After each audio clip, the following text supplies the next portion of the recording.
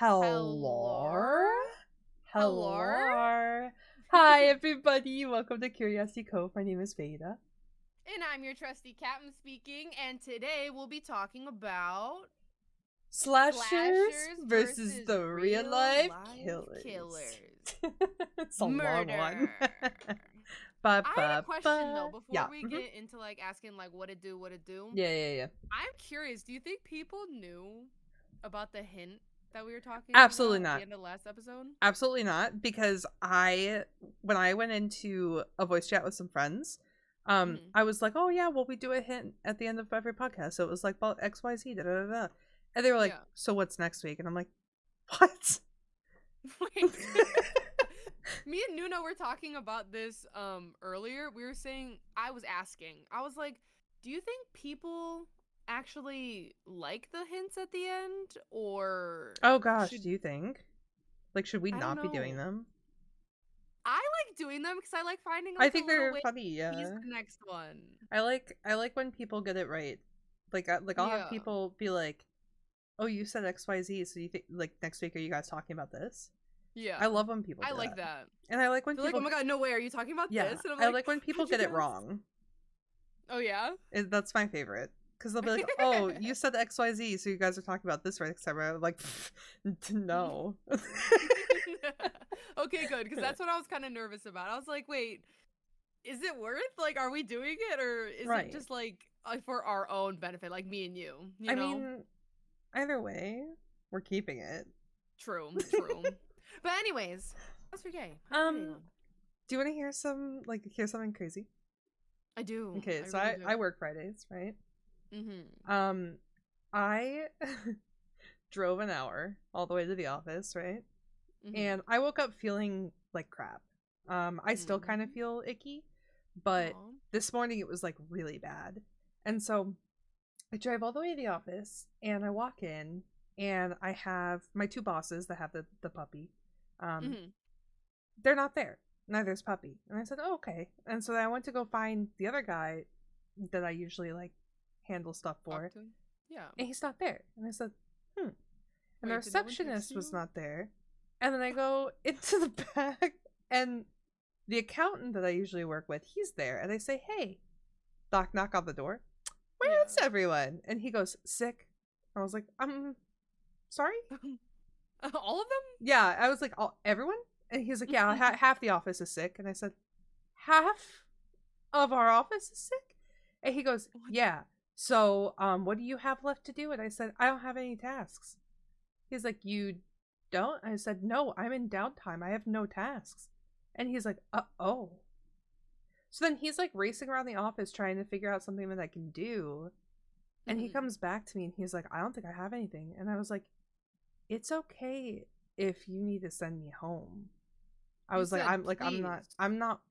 not gonna, like, I don't get me wrong, I would love to work, but at the same time, because I like money, but at the Mm. same time, like, if there's nothing for me to do here, I do Yeah. not want to sit for 7 hours in this room. And Yeah, that's fair. he said, I think I'm gonna have to send you home. So I was at work for a half hour, and then I came home.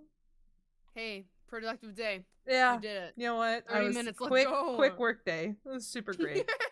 But yeah, I guess everybody woke up with like body aches and like a cough, and they're just kind of hoping Aw. it's not like a huge breakout of like COVID or something at the office. I said, wow, that's crazy. I'm gonna go nap. I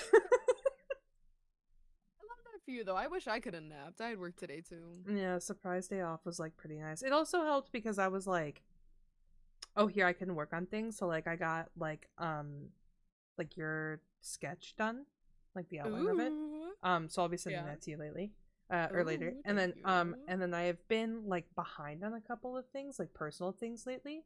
So I Yeah. got to make a little bit of progress on those, and then yeah, I took a fat nap, and then our internet went out like 5 minutes ago. So Uh, well, I'm glad you're here, and I'm glad you yeah, got me some too. shit Yeah. done. Hell yeah. Let's go. How was your day?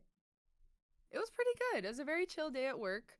Up until the end, we got a little bit busy, but that's okay. Took care of that, and I was actually really excited for the podcast today. I don't know what it is about like talking about serial killers and their like fucked up ways, but it gets me so interested in the topics. Like Okay. us talking about H.H. Holmes in our earlier Right, right. episodes, that was like I was on top of the world. I was like, "Oh my god, wait, Veda, tell me more. I I need it." know. I get So excited. so enthusiastic about something that is so messed up. And like it's crazy Yeah, because I like feel bad about it. while I was waiting for something to do earlier at work, I was like jotting down everything that I remembered about a few of the people we're going over today in my Yeah, notepad, like on my phone, and I was just like sitting there and I was like like waiting for somebody to come give me a task to do. And yeah. like I thought about it for a second, and I was like, what, all of this is just stored in my brain, like in the very back of my brain somewhere. Like, oh yeah, he went into this place and he just murdered this person, stabbed him 37 times in the face or whatever. And I'm like, why is that just like something that is in my head at all times? Like, and I think I would why have do been I more worried enjoy about knowing it? someone looking over your shoulder. No, one of my coworkers gave me a really cool podcast about horror stories from the dark web. So they're Oh, all kind okay, of so chill. they're in Yeah. on it. Never mind. The accountant guy the accountant guy was so apathetic too today, where he was just like, yeah, so good news and bad news. Bad news, I have nothing for you to do. Good news, day off. And I said, Yeah. oh, for Hell sure. yeah. And then and so I was like, I tried to get something done just so that it felt like I didn't go there for absolutely nothing. And he was Yeah. like, he was just sitting in his corner going, you know, I envy you. And I was like, What? I said, because I get to go home. He's like, yeah, I'd like to be sent home or be anywhere else. Oh no. Wait, does he not have any tasks to do? No, I mean, everyone's sick. So, like, all of the stuff that would usually be like, hey, I need you to do this, that's not going to happen. He should have been able to go home. Yeah, That poor I feel so, but guy. he was like one of the only like 5 people there in like the back offices. The rest of the people who were there today were like at the shop guys, because it's a mill No. workplace. So it was Yeah. basically like him, maybe like 2 of our project leads, and then like all of the guys in the shop. So it was just like the office was like dark and sad. No, And, I'd yeah. want to go home. Yeah. Aw, poor guy. Yeah. Aw.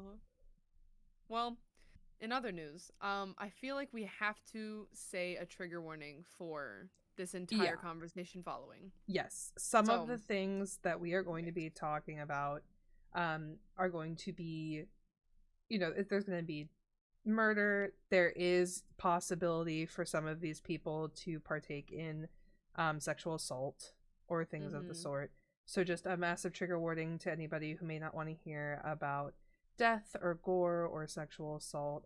It is going to be a little bit of a more explicit episode this time around, and this will be your final trigger warning. I am going to put one in chat. Mm-hmm. Mm-hmm.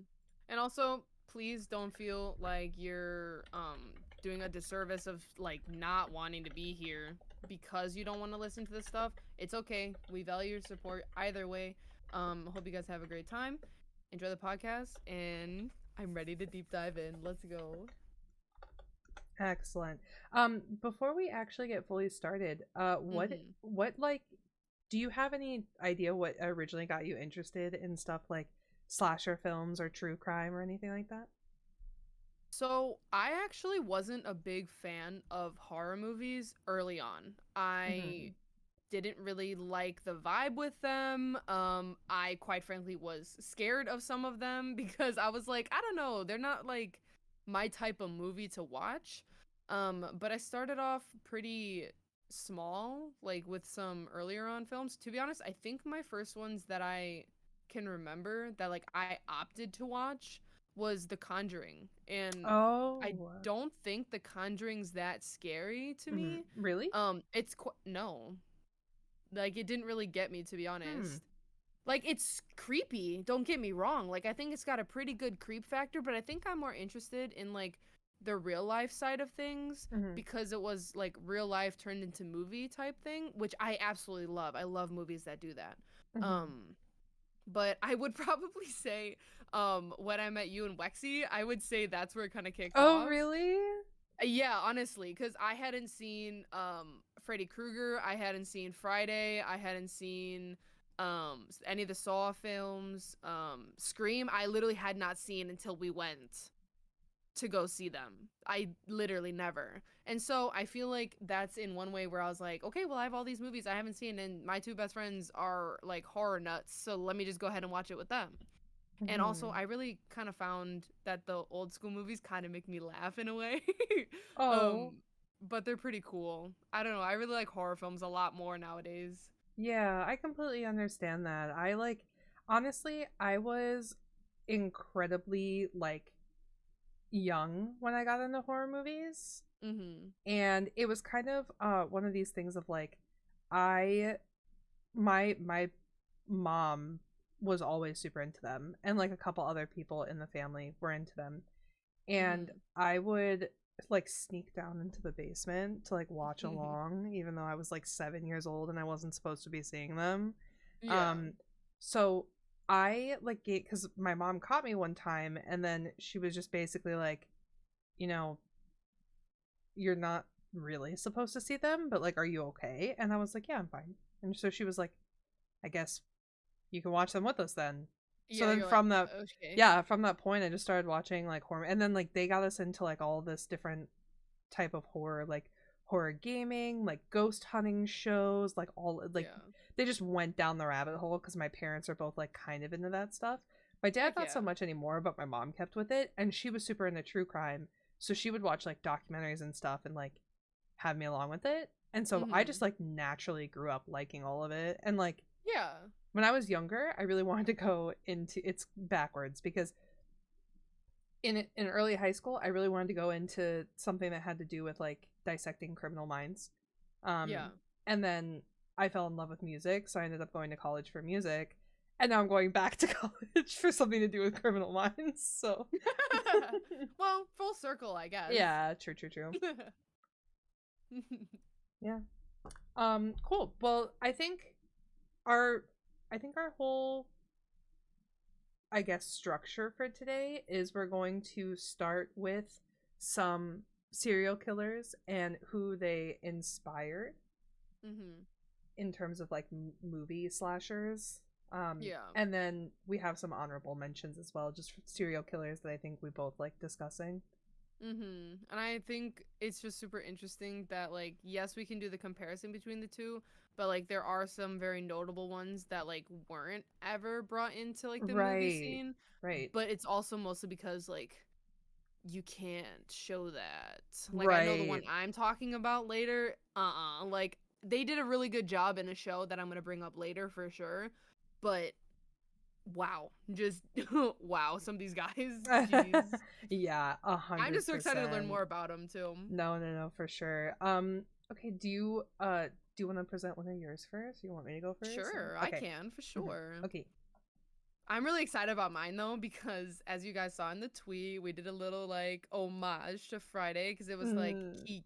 ki ma ma ma, which is what it says in the beginning of the Friday the 13th movies because it kind of gives a way to show that Jason, while he's going after all these people, is giving like a little whisper in through the woods and wherever he's hunting that he's saying kill kill kill mom mom mom, which is he's always Mhm. trying to like keep up what his mom started from the first movie. So it's super interesting. So what we found out was Jason Voorhees was also the fake killer, of course, that was kind of taken from the Lake Bodom killer.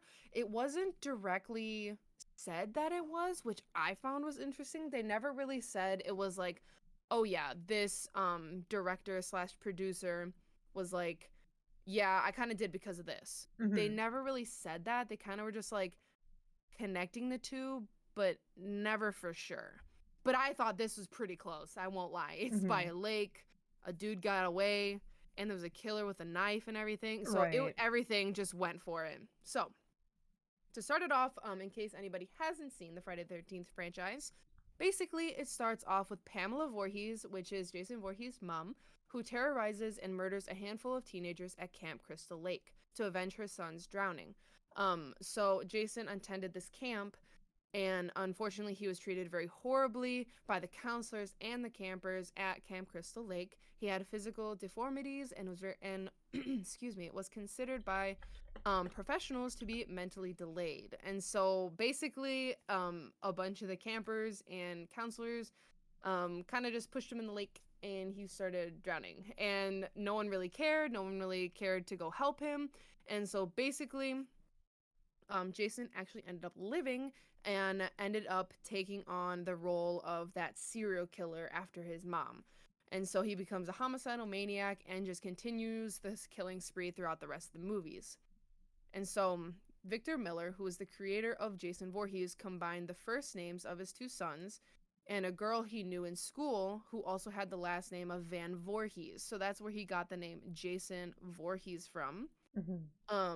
And it seemed that the murders at Camp Crystal Lake seemed to have a little bit of inspiration from the brutal murders that were seen at Lake Bodom, which was in Finland during the summer of 1960.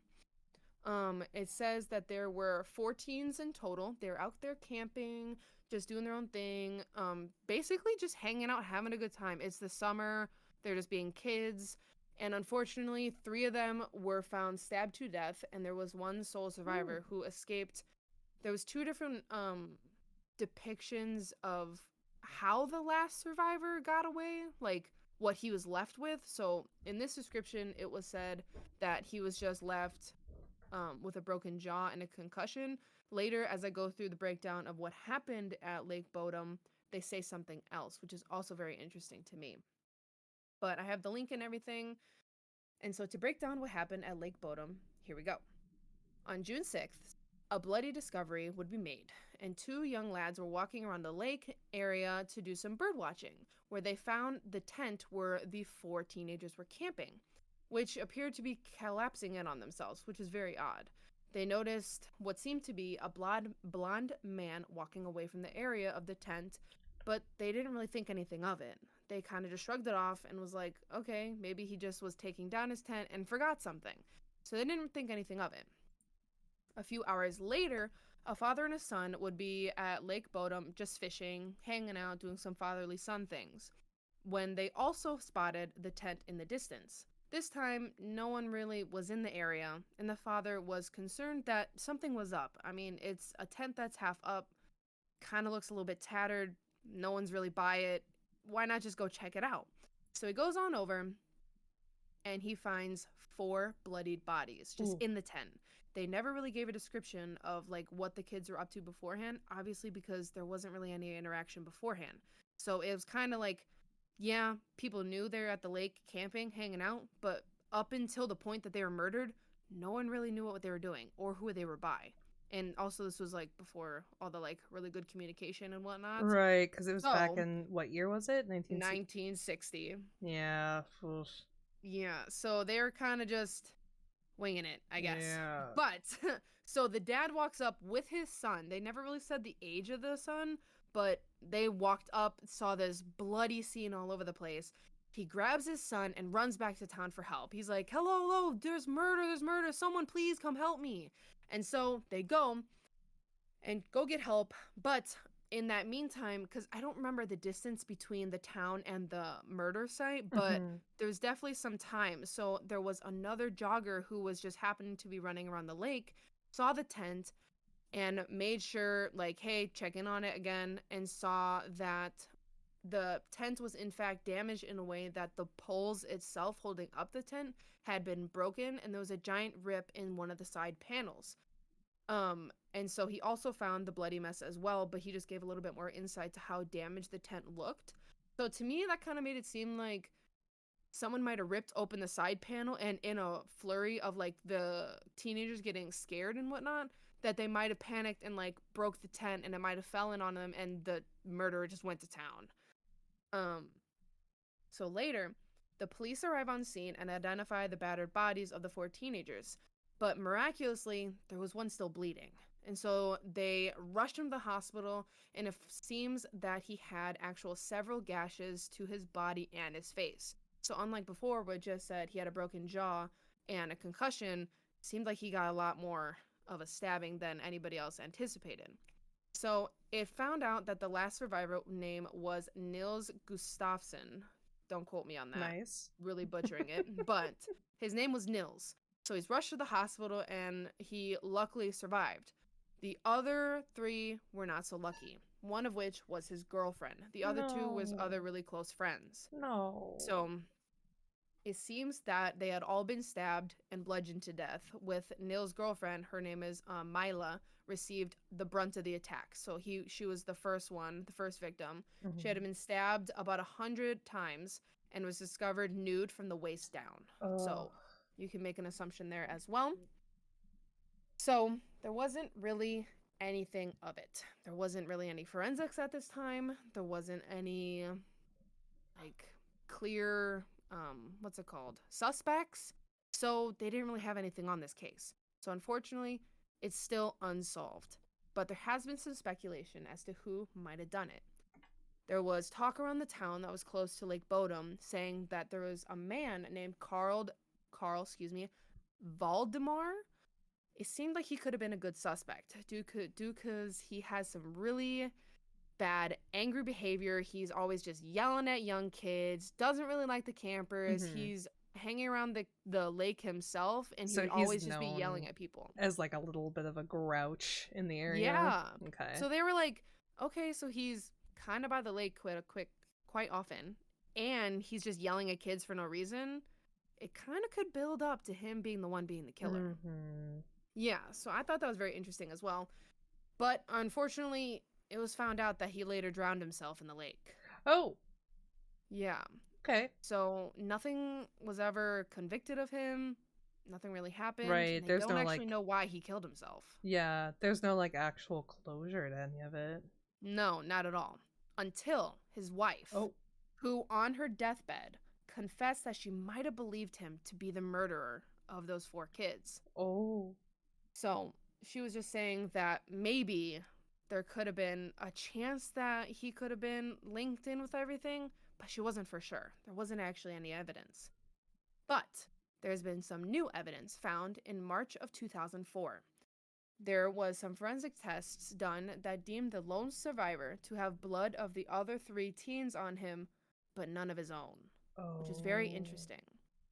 It also explains why the one woman, which was his girlfriend, was also brutally murdered due to the possibility of jealousy. They think that there might have been something going on behind the scenes that made him angry with her enough to just kill her, which also you can't have any witnesses, so that also explains why he killed the other 2 friends as well. Wow. Unfortunately, it's not any good evidence. There has been some forensics on the clothing and like the blood samples, but it's been 40 something years, so it's kind of like he said she said type deal.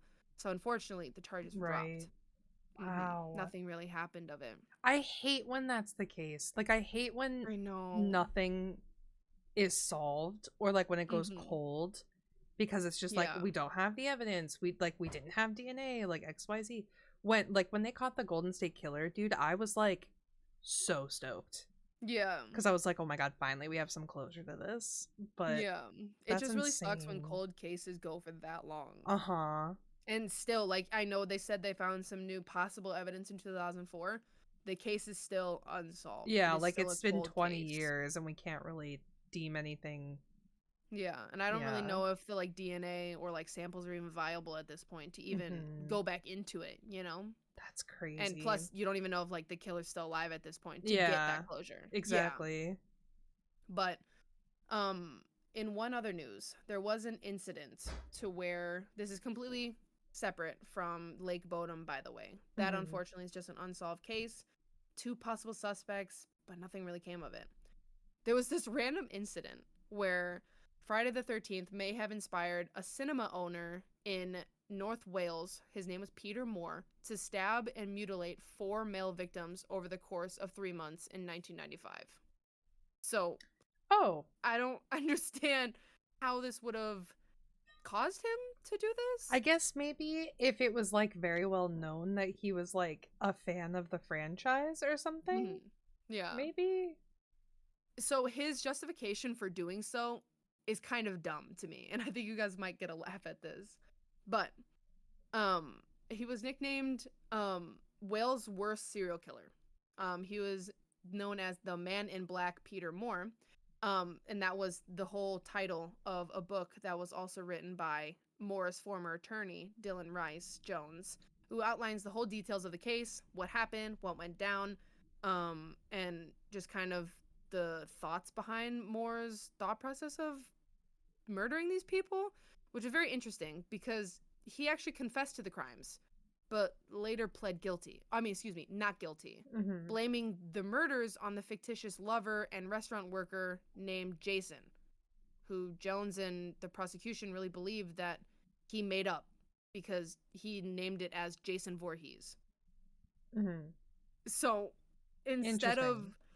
just pleading guilty and being like, yeah, I murdered these people and I'm just crazy, he pleaded not guilty because Jason Voorhees was involved. That's The fictitious killer. that's actually crazy to me. That's like that is so unfathomable of an excuse to me. I would like I can't imagine being the prosecutor on there and going, huh? Like, Yeah, what?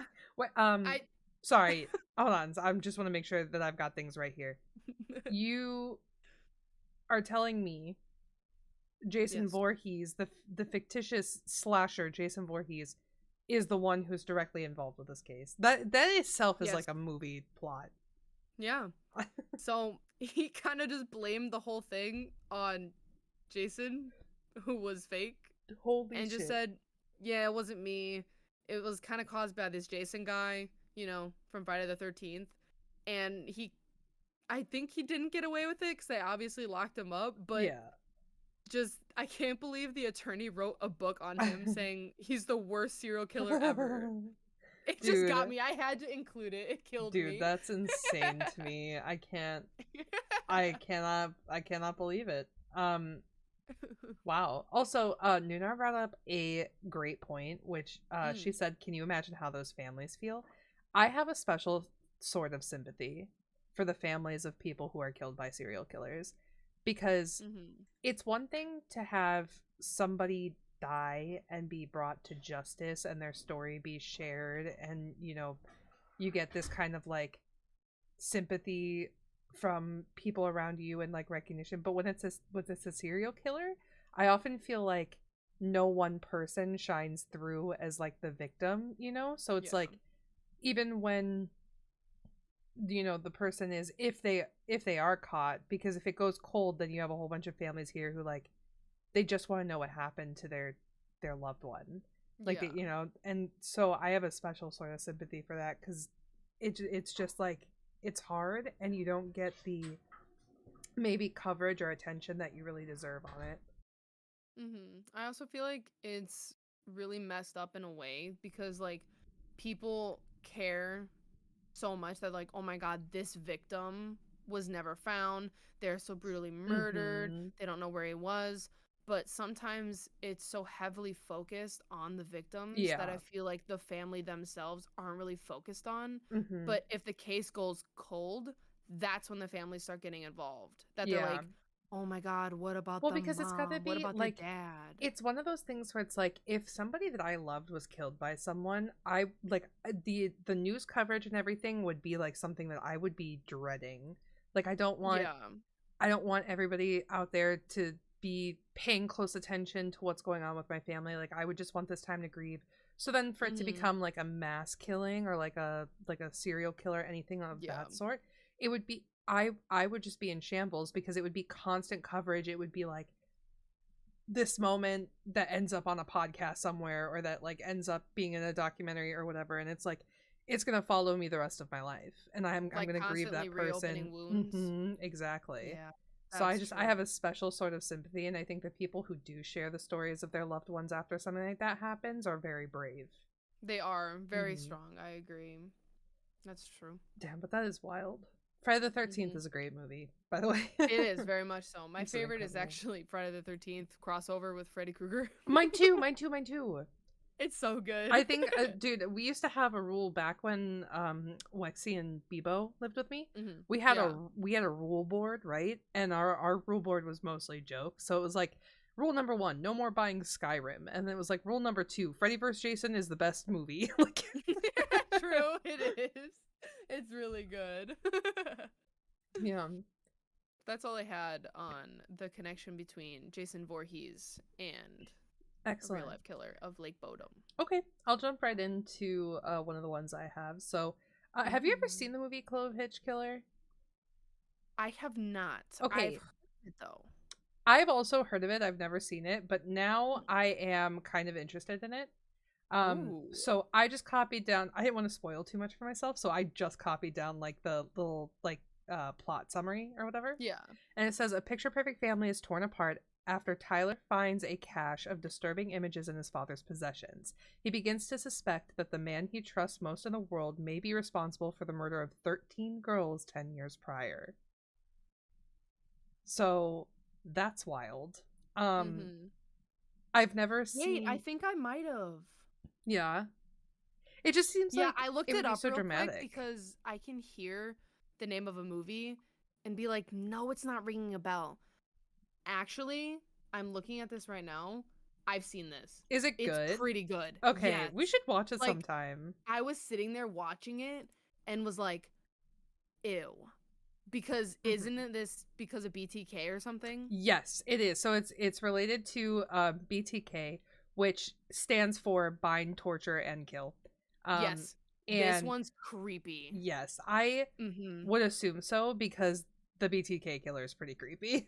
Yeah, he is. um, I think they did a really good job in the movie adding that creep factor, but oh, also good, I good, think good. it does a really good job of giving you different angles of like what you wouldn't naturally see for a killer film cuz like yeah, you'd be following Hmm. around the victim and then like you pan to where like maybe the killer's watching.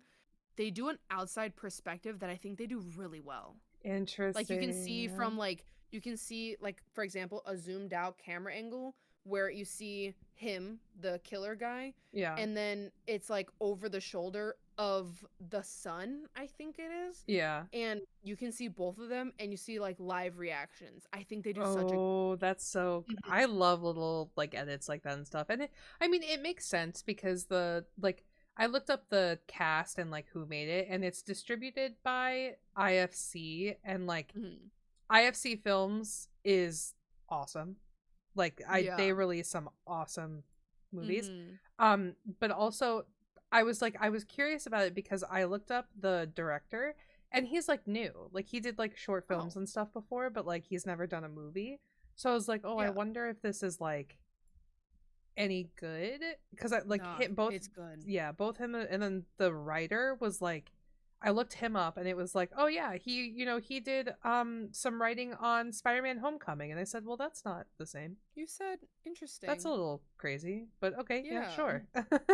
um but yeah, I'm so interested in it, especially because Dylan McDermott's in it, and I didn't know it was like a newer movie, and I'm kind of surprised that this flew over my head. But I was surprised too. I think I saw it 2 years ago or so, but it's mhm. a 2018 film. Yeah, that's why I'm like kind of shocked because like it's newer in terms of most of Yeah. these movies are like 80s, 90s, Yeah, the early 80s, 90s 2000s. slashers. Yeah, Yeah. so I was kind of shocked when I saw how new it was, and I said, need to put that on the list, I guess. Yeah, we'll definitely watch it for Hell sure. yeah, yeah. Okay, so it is based off of the BTK killer. So I have a little summary of his crimes here. BTK's real name was Dennis Lynn Rader. He was born in 1945, and like I said before, he was labeled as the BTK killer, BTK standing for Bind, Torture, Kill. He was an active serial killer in Wichita, Kansas between 1974 and 1991.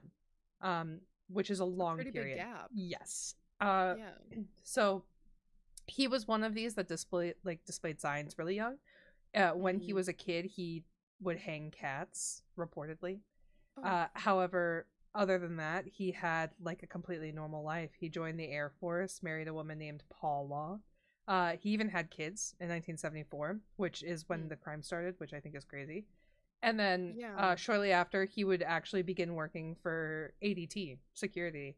So, Oh, yeah, immediately after he interesting. got his entire life together and had a family and everything, he killed the Odoros, which was like he took a watch and a radio from them, and that's The whole family?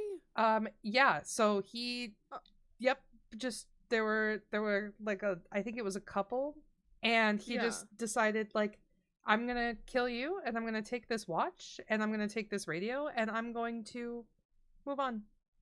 And that was Wait, his is he one first. of those serial killers who takes trophies? Um, so I think he had a couple mementos.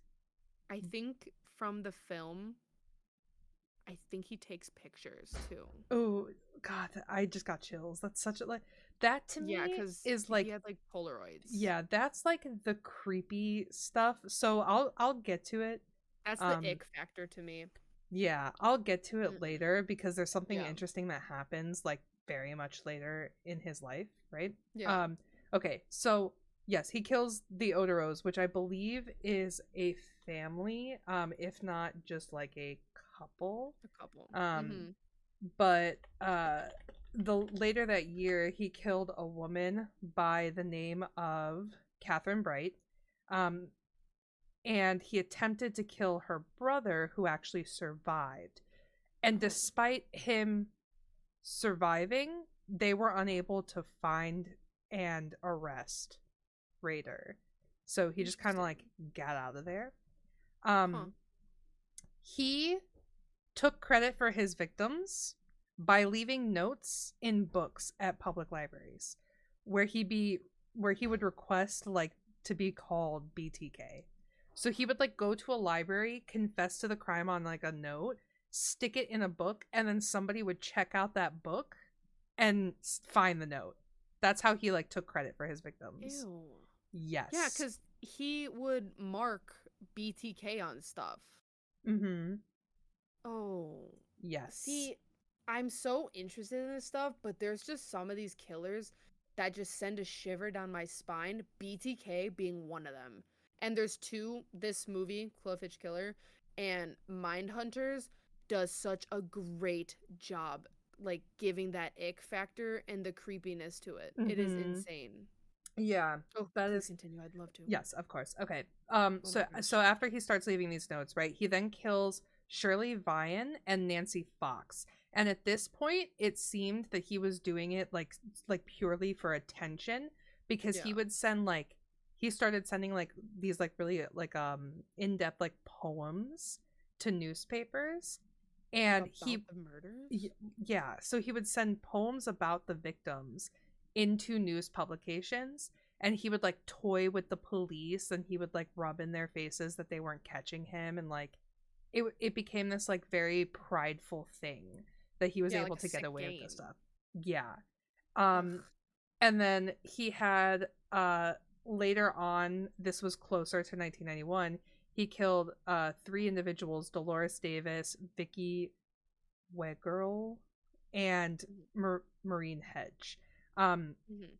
the three of them were murdered, and then he just stopped. So Just cuz? he just stopped. There was like no rhyme or reason. There were no more notes found. And I mean, granted, we don't know that this is all of them.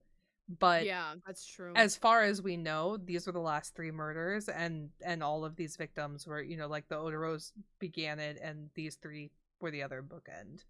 And so in 1991, we stop hearing about the BTK killer. We stop hearing quite literally anything. Mm-hmm. And then in 2004, he essentially started sending clues and pictures and letters to the police and the media. And he Interesting. gave them like a CD, which had basically led them to his church and his van and his kid. And then with all of this stuff, like they were able to, kind of connect the dots. So Yeah. on February 25th of 2005, he was charged with 10 counts of murder, to which he pled guilty, and he was handed essentially like a serving of 10 life sentences. So he is currently in Kansas, if he's still alive, serving those out.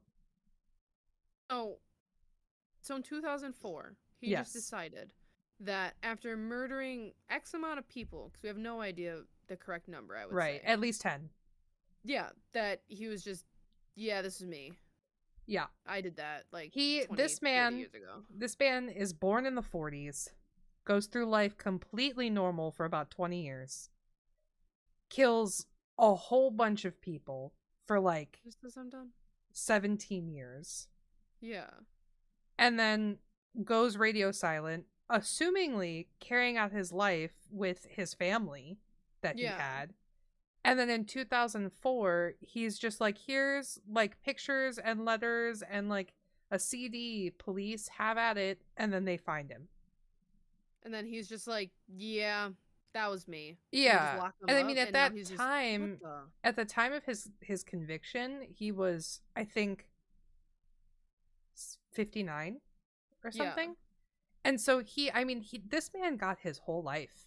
Like, he got to get away with this, and his entire life he got to live it out.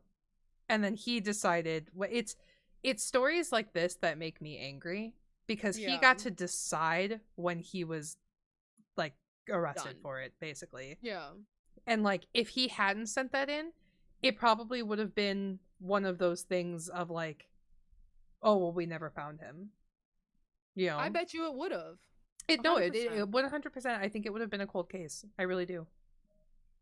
That's insane. Yep. So, and just to think he went through the 70s all the way through the 90s, still killing people, but like not leaving a trace enough for the FBI or anybody to keep that trace on him. Yeah. That's crazy. I know. It like crazy interesting baffles me. Mm-hmm. Yeah.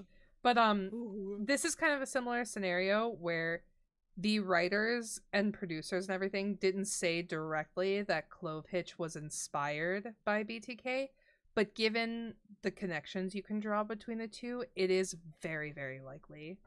It is. Especially when you see the film. I think you'll be like, oh, for sure. Yeah. Yeah. Oh, I'm excited. I can't wait. I know. I love to rewatch it too, because I don't think I remember all the pieces until I start watching it. I think it'll start to come back to me for sure. And now that we have like a more kind of like overarching synopsis of like the crimes of BTK, like we'll probably be able to connect more. Yeah, for sure. Hell yeah. Oh, I'm excited. Okay, your turn. This next one is gross. I don't like this one. Oh. So it goes off of the real life killer was Ed Gain, I believe is how you say his last name. And he was compared to a multitude of killers, actually, and a multitude of like horror films and stuff like that. So of the names that they did list, it said Norman Bates, Leatherface, Ezra Cobb, and the Firefly family.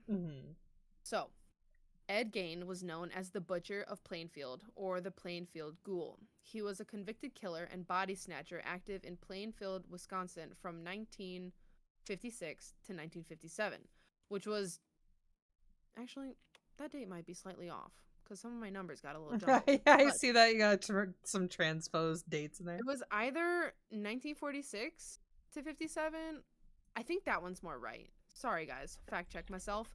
But basically, he was just a normal guy who went into a deranged mental state after his mom left. So he was just living at home with her and whatnot. But I forget the situation, but basically she needed to leave. The like family dynamic at home wasn't very good, and she left. He was of age to like be an adult, take care of himself. Right. And he just really just needed to latch onto his mom and to like have her take care of him. And she just left. You can see that sent him. You can see that a lot in Psycho, like with the way they portray Norman Bates. Yeah, for sure. Yeah. And so most of Gain's crimes featured a variety of gruesome body mutilations, including the creation of several skin masks, which he wore to be closer to his mother, and the collection of various women's body parts, to which he decorated throughout his entire home, including heads, bones, tanned-skinned lampshades, and furniture coverings. Also, he made a variety of clothing items from that human skin of his victims as well. Didn't he have like a necklace of teeth? Yes, he did. Yeah. Oh god. Yes. I remember So, learning about him and like all of the different things that he had like crafted because like yeah. everyone was like, "Oh my god, he's a cannibal." Da, da, da, da. And it's like, dude, it's not that. It's that like this It's is like he like wore that shit. it's like he taxidermied. It's like Yes. disgusting. And what's even more gross is like he just did it to be closer to his mom because he said a lot of that stuff was like of women. Yeah. So it would just be that weird connection with his mom and Yeah. like wearing their faces on his face to be closer to her Do you ever just makes my skin think crawl. about this kind of stuff in the terms of like this dude's mindset was, to sum it up like plain words, Yeah. if I dissect women and wear their skin, my mother will love me more. I can't Like even that no. is that is the flow of thought at its simplest form Oh, for that sure. that went through Gain's head. Like that's crazy. But it just doesn't make sense to me. Like I can see it in that simplistic form, but I'm like, but he acted on it. Like all these women, and I, I'm assuming other men as well, because he just had a lot of human skin around his house. Yeah. But how did he just act on it, do all that stuff, and then for years? Right. Like that's I And literally like, did you not cannot. have anybody over to your house who was like, No. "Oh, what a interesting Beautiful lampshade." lampshade. Like, I cannot. oh, I Like can't. imagine Yeah. the light shining through it. Ugh, Uh, no. no. I can't. Nope. So, anyways, he was caught, by the way. He Excellent. pled not guilty, by the way, Oh, of for sure. insanity and was institutionalized for 10 years before he was deemed fit to stand trial. So, yeah, he did get away with the not guilty part for a bit, but they wanted to try and see they can get him off that insanity trail to try him 100% sane. So, he was actually only convicted of one of the murders. And the second he wasn't even tried for at all because he then was again deemed clinically insane. So, he was sentenced to life in a mental hospital, they didn't say which one, where to which he later died of cancer and respiratory illnesses in the institute in 1984. So, about 30 years give or take later, he finally just died. But that was Wow. only after 10 years of just being in an institute just cuz. Yeah. Like there's no closure, no nothing. Right. And they Oh, couldn't even God. try him properly cuz he was batshit crazy. It's They like they had nothing. I know that these are the worst of the worst, right? And that like Yeah. to some point the reason that the movies are made after guys like these is because they just seem like actual monsters. But Yeah. Ed Gein was a actual fucking monster. Like that is Like this is disgusting. yes. This is like Mhm. like do you ever in your brain like rank how bad you like all of them are bad, but like the 100%. because Ed Gein's always at the top for me, along with Yeah. Jeffrey Dahmer. Like those two are Yep. always and like don't get me wrong, I'm from there, so like I want to be like no, it's fine, but like come Midwest, come on. Yeah. The I feel Midwest like the has a Midwest has some problem. bad Yeah. ones too. Yeah. Like I can't even lie. Like what are we doing? Ugh, I don't know. They're just coming out of the corn, man. I don't know. Literally, yeah. God. The killers of But the corn.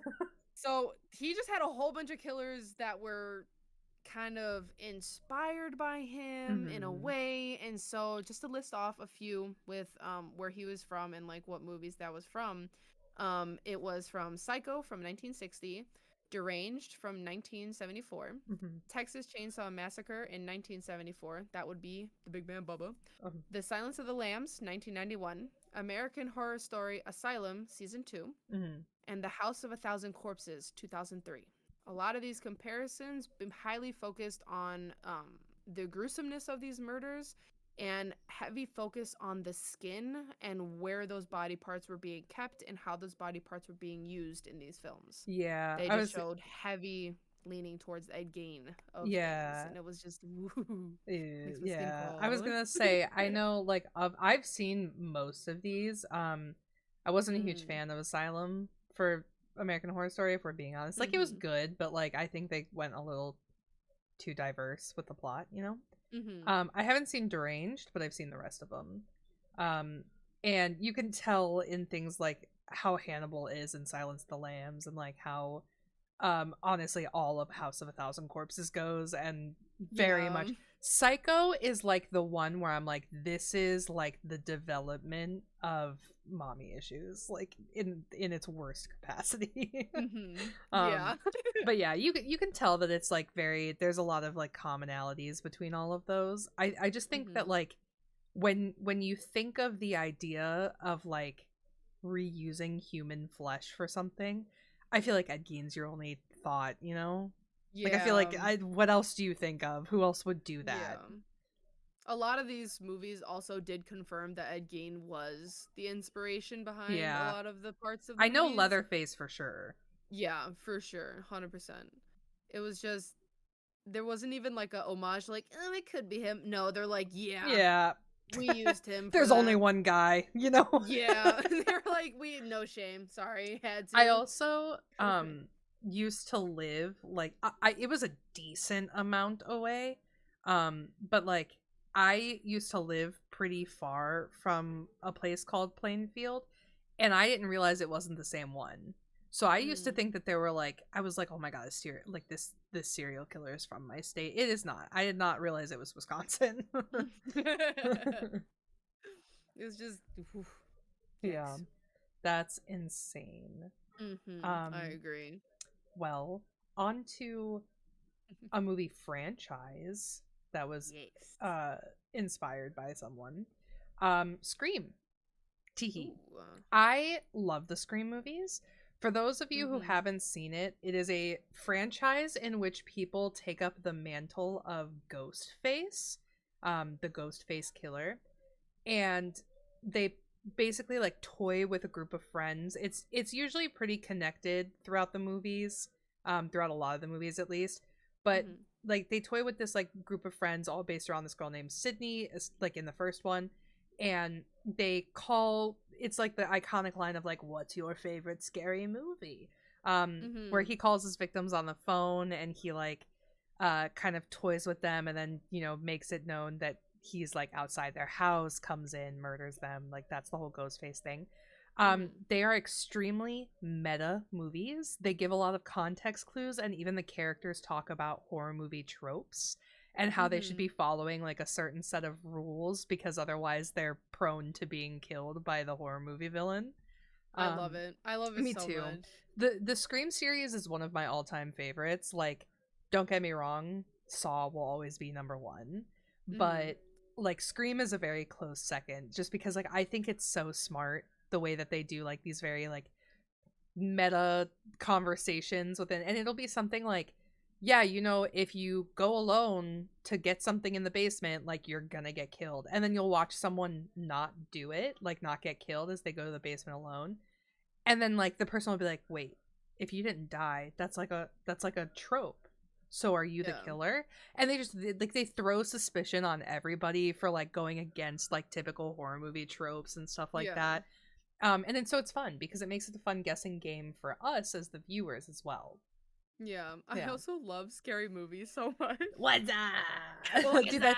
that's why I made it my follow noise. I just think it's so funny. Like I just love it. I love the slapstick humor of it and the hmm play on the movies. It's just so good. it's also one of those things where like into, so the first movie is like the original, right? And then like Yeah. from there it kind of gets more and more like generalized, like this idea of Ghostface or whatever. And so Mm-hmm. they make these movies, which are the Scream movies in the Scream universe, and they're called like the Stab movies.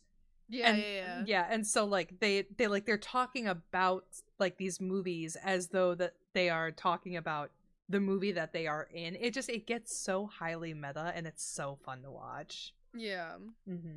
Well, it was based off of the Gainesville Ripper, and this one was confirmed because in like a review of the movie it says the Gainesville Ripper was a real life murderer who inspired Scream screenwriter Kevin Williamson to create his iconic ghost face villain. um Mm. so the Gainesville Ripper is alluding to Gainesville, Florida, and pretty short synopsis on it, but he, on the night of August 24th, 1990, his name was Danny. He broke into the apartment of college students Sonia Larson and Christina Powell. He then found Powell asleep on the couch, but did not attack her first. Instead, he proceeded upstairs and stabbed Larson to death. Afterwards, he returned to Powell and assaulted her before stabbing her 5 times in the back. He then posed the 2 bodies in super sexual positions before leaving the apartment. Ew. A day later, Danny Rolling broke into the apartment of Christina Hoyt by prying open her like back sliding glass door with a screwdriver and the knife that he was using to commit these crimes. She wasn't home, so what he did was he waited in her living room, and when she got home, he attacked her from behind and then basically repeated the process. He assaulted her and then he stabbed her to death. His stabs were so violent that her heart actually ended up rupturing. Oh my god. Jeez.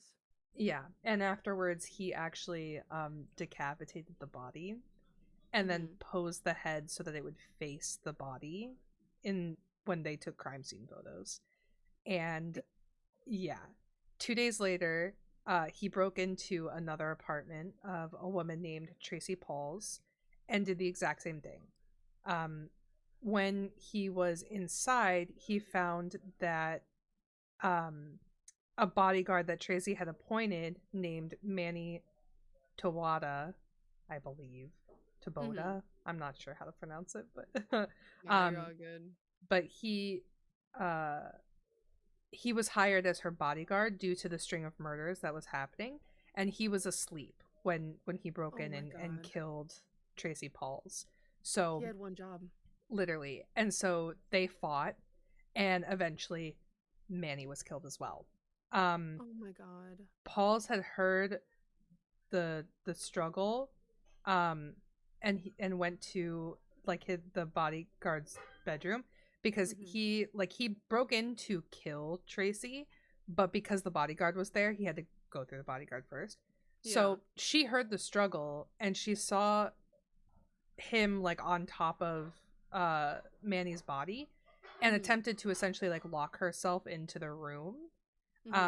But he managed to break inside and he then assaulted her before stabbing her 3 times in the back. Oh my god. And so there were a lot of really fucked up things about like reading into this because he like the way that he was essentially caught was he was like this is I need to make sure that I say this. This was over the course of like a week. Like all of his fucking all of his victims, it was like August 24th to like August 27th or 28th. It was like within the same week, like within the same few days. Yeah. And so it was the University of Florida, and so like these kids were like they were 17, 18. I think Tracy and Manny were both in their early 20s. And they like he sent the entire campus into this like major shock or whatever. Yeah. But during his rampage, they actually like sent troopers and agents from every arm of law enforcement to the campus. Like it was just a heavily covered campus over those like few days. Yeah. And they eventually there would be some like people who would connect these Gainesville crimes to murders of like a family that happened years before, and the tip that finally like came in that connected all of the dots was from a woman who phoned into the Crime Stoppers hotline in November of 1990. So these crimes were in August, and then by November there was a lady who was calling in this tip. Her name was Cindy Jurisic, I think is how it was pronounced. and she was traveling through the panhandle of Florida when she heard about the UF murders, and her mind like turned essentially like into this fast computing thing of connecting it between something that happened at her hometown that she knew, like, because she had heard it from people through her church. Yeah. And so at the time she was she was like socializing with Danny Rolling until he began to like say some things that kind of gave her the creeps, and she Yeah. had told her like at the time husband to that he had mentioned like sticking knives into people when they had spoken. So at that time they were actually, the Florida authorities had somebody that they were holding named Edward Humphrey. They thought that he was the one who may have done this because his charge was for sexual assault. And so they were like, okay, well, you know, these victims have been AR'd. So maybe like this is they, but his DNA was not a match for any of the victims that they found. So so one cross-referencing him in a way. So when the hotline call came in, Cindy had remembered Danny's name. So it did not take long. He was in jail. He was he was about 40 miles out from Gainesville. He had been arrested for essentially trying to attempt robbery on a supermarket. And this was like a week after he murdered Manny and Tracy. So damn. Yeah. People said that he had like a chameleon-like quality. And that essentially like he could just blend in to any social situation or whatever, so he could just go kind of fly under the radar. But he was sentenced to death in 1994. And it's crazy because the attorney that prosecuted him actually attended the college that he was doing this at. Really? Damn. Yeah. That's crazy. And it's crazy too because everything that he reports, so he was on this A&E true crime episode about Danny Rolling, which I actually watched. And so I wrote down a quote from it because I thought it was insane, where he said, believe it or not, he had a dating life that was not abnormal. So this like he was just like to anybody who he dated, or like any of the girls that Danny Rolling was with, it was just like totally normal relationships. There was no indicative signs of like a sexual abuse or anything like that. Murderer. So it's like his relationships with girls and his like crimes, you would think you would be able to draw a connection between them because more often than not you can, whether it's, you know, gets a little aggressive in the bedroom, or, you know, maybe tries to control what they do or what they wear or something that would show you that they are kind of some sort of like abusive or violent or like unstable person. None of it. No signs whatsoever. So then no one would have been tipped off. Yeah. Interesting. I always find that like serial killers or like murderers that have that chameleon-like quality, they could just blend in and they just get away with it just cause. Like that's how Ted Bundy was too. Yeah, that's like he's just an average dude. Ted Bundy is a story that is wild to me. I loved watching the movie. Yeah. It was so fucked up. I think Zac Efron did an amazing job. You know, not gonna lie, and Lily Collins. While he might not be on our list, have you ever seen the movie My Friend Dahmer? The movie? Yeah, the movie. I watched the show.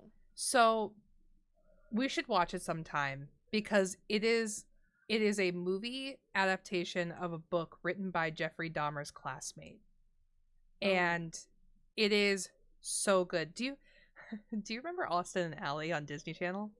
Yeah. Austin is Jeffrey Dahmer in it. Wait. Like, really? Yeah, Ross Lynch, he plays Jeffrey Dahmer. Wait, we have to. Yeah. I used to have the biggest crush on him, so when I found out, I was like, I'm sorry. This is where he went after Disney Channel? Yeah, now he's a pop star? Yeah, and then one of the Naked Brothers band, brothers, isn't it? One of the wolves. Oh. I don't know which one, but he plays like the best friend. But yeah, it's basically based off the book where they were like, it's called My Friend Dahmer because towards like the later end of high school, this guy who wrote the book, he befriended Dahmer. And he Mm-hmm. was like, he was always this kid who was picked on, but he like we kind of thought that he was just like, wild. Like that he was just, Yeah. you know, a weird kid, sure, but he just needed some friends or whatever. And so Yeah. they befriended him, and so they just had no idea what was going on behind That's the insane. And scenes. like when Yeah. everything went down too, Imagine. I can't. I physically can't. Yeah. That's insane. Yeah, the end of the movie gives me chills. But it's Oh, like I'm it's not excited. about anything about his murders or whatever. It's all his pre-murder life. Yeah, It's really that's good. fair.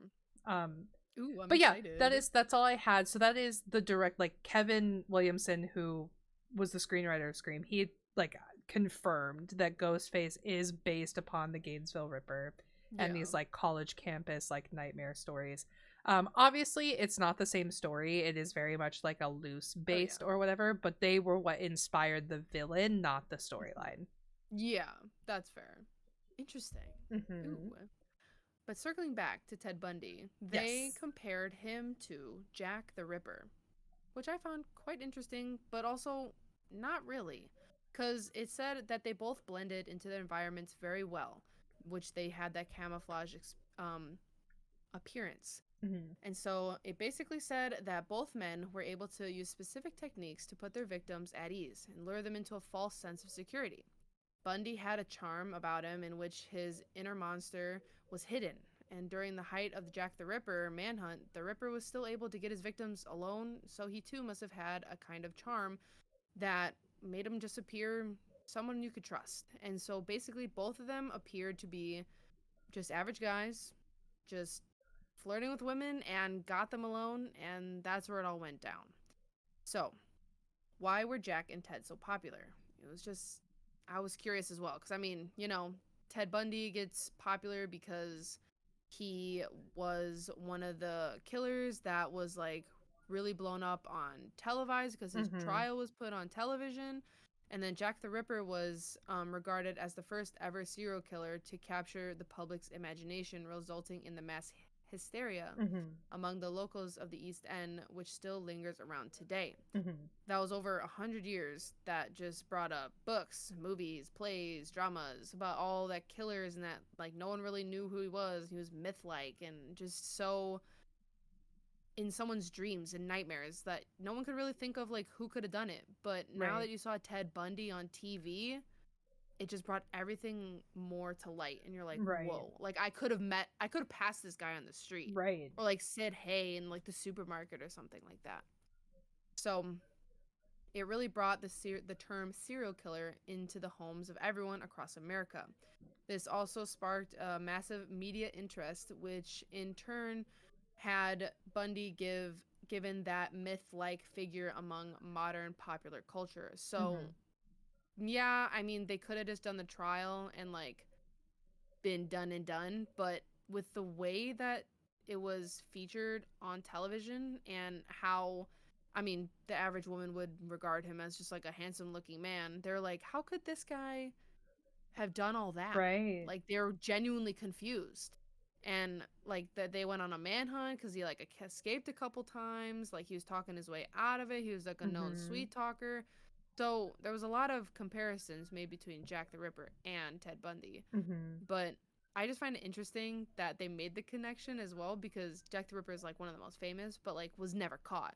But Ted Bundy honestly could have also not been caught, to be honest. Right. But in a way, he like became super famous because he was caught, and like all these Right. other murders came up, Yeah, which like was can pretty you, interesting. because it would be completely different had he been caught like later on in life, because like it would be this thing like, let's say he was caught, after like he passed, or if he was caught like, in his 60s or whatever, like Yeah. having that face that he had on trial when he did, it actually won the public over, because like if you Mm-hmm. get tried in your 60s for something that you did as a handsome young adult or whatever, no one gives a shit, You're because looking what at you old look like man. now is, yeah, you're an old man, so it's like Yeah. nobody's gonna be like, there's no way he could do that. They're gonna be like, oh my god, this is a disgusting da da da da da da. And then they'll Yeah. look at pictures and they'll go, wow, that's scary. He was handsome when he was committing these crimes. But they're You're not gonna like, have that yeah. sympathy.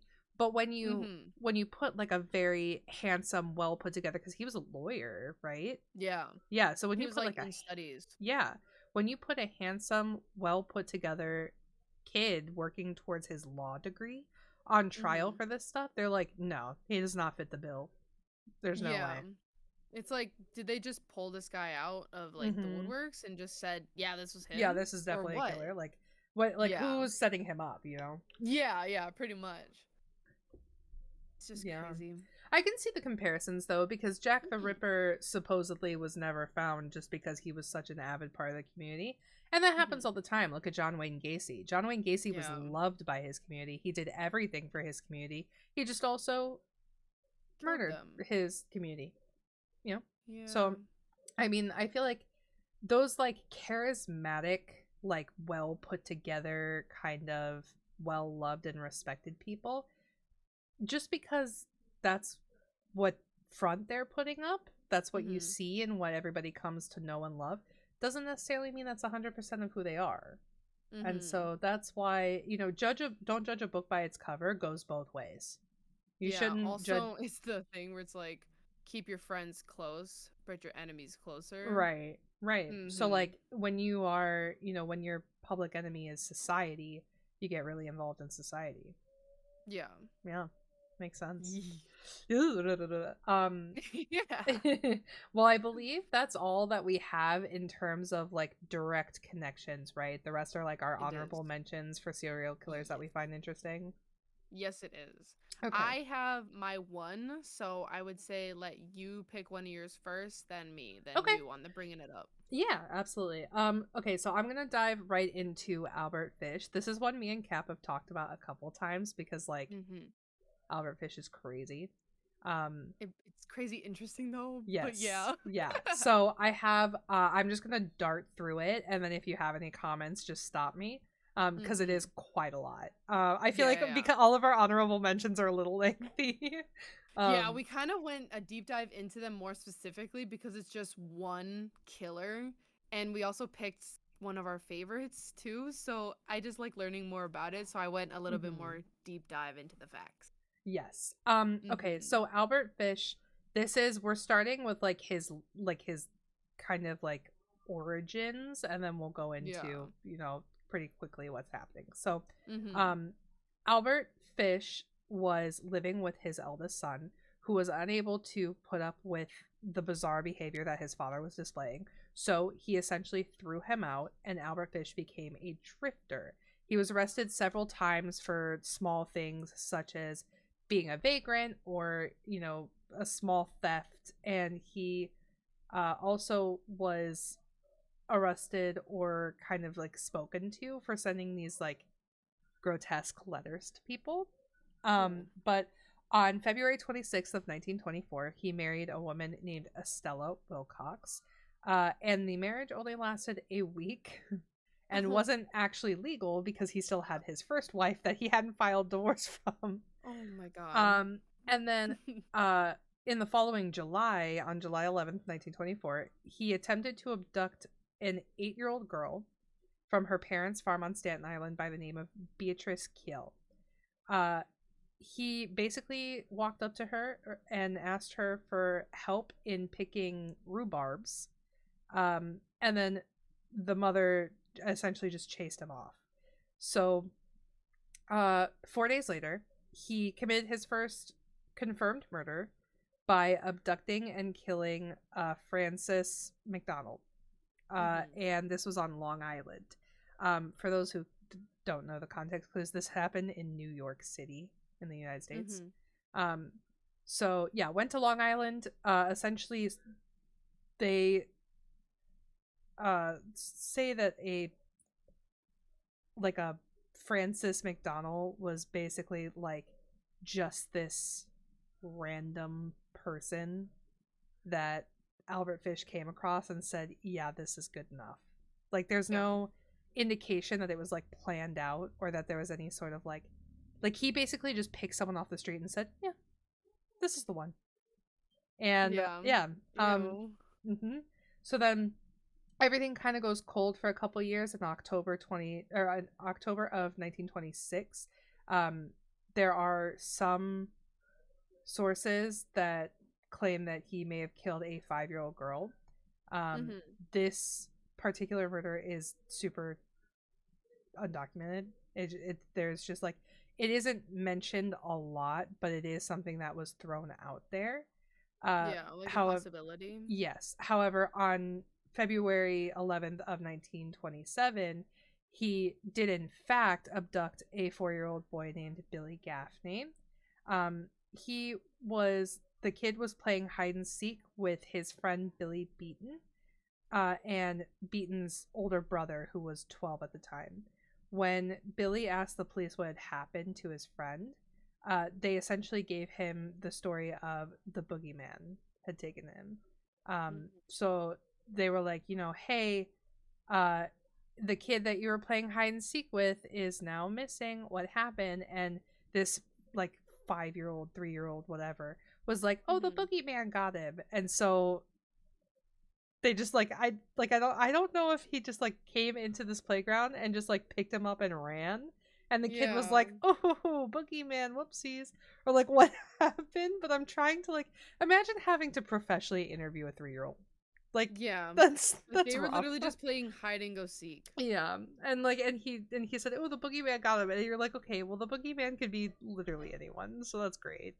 um Interesting. but I thought about that when I was reading through this, because I was like, can you imagine like coming across like a child and having to ask them quite like, oh, can you describe the killer to us? He's like, yeah, he was a man. Like Yeah, like you're not gonna get that much yeah. details that you would hope from a kid. And like even then, like a kid's got such a wild imagination, like the chances of them actually remembering a face that they saw for 2 seconds, Yeah. no, slim, very slim. There's no way. Hmm. They'd probably be only be able to tell you that it was a man. Yeah, That's it. literally.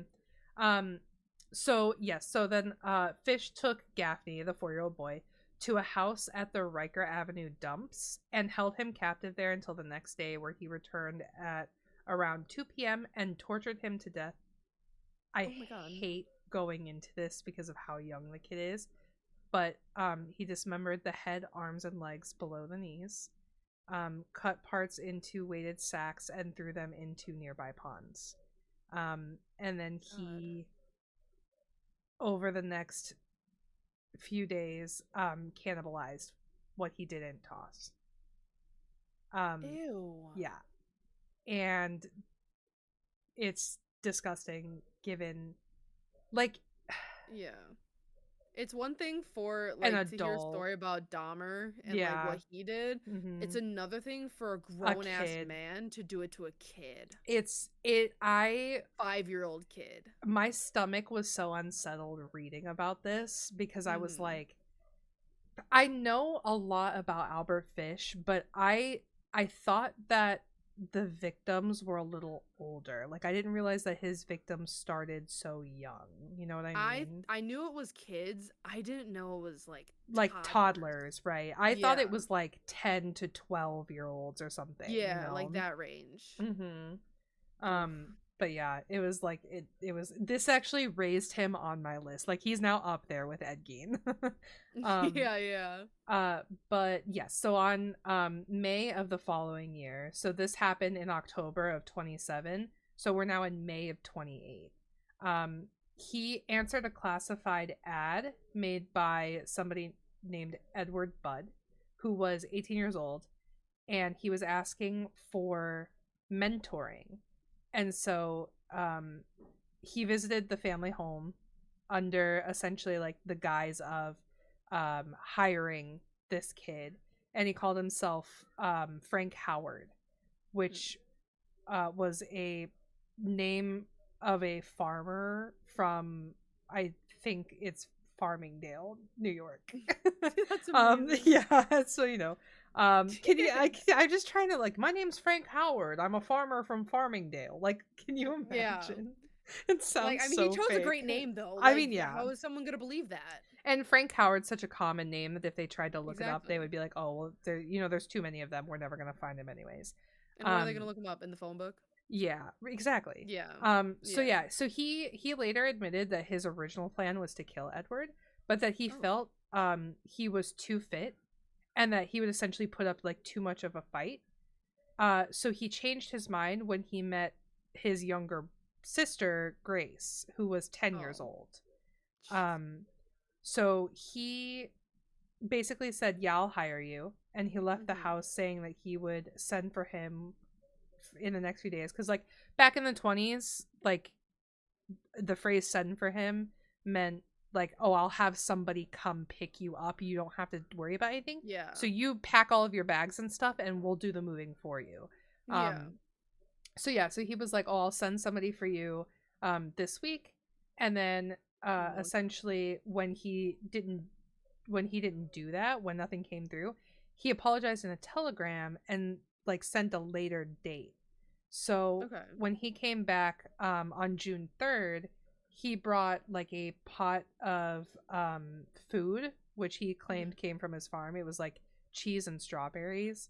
And he was like, oh yeah, this is something that I made. And I am like, I promise I am gonna hire you, but I gotta pick you up on later in the day because there's a like a fucking birthday party at like a 137th and what, like a fake address basically. Yeah. So he basically was like, I'm going to like, this is like a young girl's birthday party. It would be really fun for your daughter to go with me. So he like talked his way into like saying like, this, you know, birthday party going on at this fake address would be like totally great for like your super young daughter. Let her go with me, a stranger, and I'll take her to this fun party and she'll have a blast. Wait, and the it'll be parents great. didn't go? Parents didn't go. They let her go. They gave him Grace to take with him. Oh my lord. And that's the last time they saw her. Yep. The next line on my list is literally, that was the last moment she was ever seen alive. Yep. So what he did instead was he had gotten a house in Rochester and he brought her to the house and he went inside while she was outside picking flowers. And he, oh God, okay. I'm gonna rephrase some of this because it is disgusting. Like, did you want me to say it? No, it's fine. Okay. He didn't want blood to get on her clothes, so he undressed her, and then, or he undressed himself, and then he called her upstairs, undressed her, and choked her to death before eating her over the next week and a half. And a man by the name of William F. King was the detective on her case, like her disappearance. And he essentially had nothing to go off of for half a decade. So for 5 years, there's just nothing. And at this point, Albert Fish finally made a fucking mistake to like get himself caught, where he wrote a really grotesque letter to Grace's mother bragging about killing her and essentially like giving away every single detail of how he did it. Ew. So even though the letter was completely anonymous, the envelope had an emblem which was NYPCBA, short for New York Private Chauffeurs Benevolent Association. So there was a janitor there when they talked to him who explained that some of the company letters and letterheads, things like that, were left in his apartment where Albert Fish had moved in. And essentially what William King did was he waited outside of the room until Fish returned. And once he approached Fish, Albert was essentially like, he was like, okay, yeah, sure, I'll go with you. But then he got a razor blade and tried to attack the detective with it. Oh my God. Which caused him to be subdued and arrested. He then confessed to the murders of Grace Budd as well as McDonald and Gaffney. Mhm.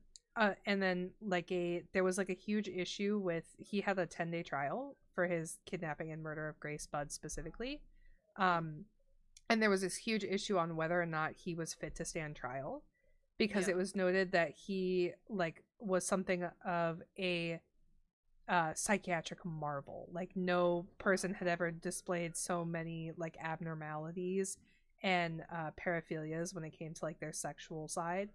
So even though psychiatrists and Fish's whole defense agreed that he was not insane, the jury, after delegating for over an hour, found him sane and guilty. So there was like this huge debacle on like, okay, is he insane? Like, can he stand trial? Like, psychiatrics are saying like he's kind of fucked up. Do Mhm. we try this man now, or do we put him through like psychiatric like until he is like fit to stand trial? The jury was like, nope, he's sane, he's guilty, send him to the chair. So he was sentenced to death by electric chair. um Dang. and then he was the next line says, though he wasn't happy with the sentence, he was thrilled with the notion of being electrocuted to death and even thanked the judge for it. He would. Yeah, You know what? Just throw that in honestly, there. He would. literally. So, yeah, on January 16th, 1936, the sentence was carried out at Sing Sing, where Fish had previously been incarcerated. His last words before the switch were pulled were, "I don't even know why I'm here." Damn. Um, and then this is the crazy part. It took 2 attempts to kill him. Like the first switch didn't get him. Yeah. Oh. Um, and there's a legend, like a myth around why. They think that the first attempt failed because he had inserted so many needles into his groin that it Okay. short circuited the machine. So like, what do you mean inserted into his groin? Like, was he just holding needles and just pushing it in his tummy, or what? I Or was he tried eating to them? I tried to look into this and I have no idea. But he keep in mind he had incredibly weird like sexual abnormalities. Like He probably put them from the mm, outside of his skin. it was probably like a thing for him. Yeah. Um so yeah, they believe that it was possible that it was it because of how many needles were inserted into himself over the years that the machine short circuited due to the metal. And but you would think that it would be like more of a conductor, you know? Yeah. Like But it would actually like burn him from the inside hmm, out. and I think that's why it's like a myth because I don't think metal needles can necessarily like short circuit a whole machine. Mm-hmm. But yeah, he had essentially um taken 2 electric chair sentences. I Mm-hmm. think the first and only person to ever do that. And he was pronounced dead at 11:06 p.m., buried in the prison cemetery. He was 65 at the time of his death. So was there an age, like obviously yearly difference between when he was finally sentenced to death versus when he started doing these killings? Like how He old was he when he started them? let's see. Because this was in 1936. So he was born in 1870, and his Mm-hmm. first murder was technically in 27. 26. Ugh. Um, yeah. So 1926, and then Jesus, what He did I was say? still older.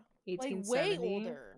Yeah. So he was 1870. So he was 56 when he committed his first crime, and he was 65 at the time of death. Oh my Um, god. and then he was let's see, where does it say his sentencing? That is Um, insane. Like, you just decide. That's his, like, midlife crisis or end of life crisis, I guess, if you wanted to put it to title. Yeah, that's I can't that it's insane to me because like dude was 56 when he when he Yeah. did his like that's like my dude, you are most of the way through your life. He said he needed to spice it up. Um So. um that's insane. Sorry, I had to Spice it jump up. in here. But yeah, so he was it looks like up. 1936 is when it was carried out, but Yeah. it looks like he might have been arrested for it in 1934. So 2 years prior to his sentence is when he was caught. So Yeah. he was basically able to operate for about 8 years unnoticed. That's insane. Mm-hmm. Gross. Just Yes. moving on. Yeah. Yeah. Let's go to the next one. To my honorable mention, Mr. Edmund Kemper. Yeah. Yeah. So Yeah. he is also known as Ed Kemper or Kemper. Here we go. This one is a bit gruesome, I won't lie. They've all been So, shit. pretty much. I think Albert Fish takes the cake, I won't lie. Mm. Because it had to deal with kids. This one's messed up because I think he's just a big dude. Like this just the sheer size of this man Yeah. doing these murders and killings, I just can't even picture it in my mind. Yeah. But anyways, we'll jump into it and I'll keep you guys in the loop. So, Kemper had a difficult relationship with his alcoholic mother, as she was very critical of him and he blamed her for all of his problems. When he was 10 years old, she forced him to live in the basement away from his sisters, whom she feared he might harm in some kind of way. In his early life, he showed many signs of dark thoughts. Kemper had a really dark fantasy life, sometimes dreaming about killing his mother. He cut off the heads of his sister's dolls and even coerced the girls into playing a game he called Gas Chamber, into which he had them blindfold himself and lead him to a chair to where he would pretend to writhe in agony until he quote-unquote died.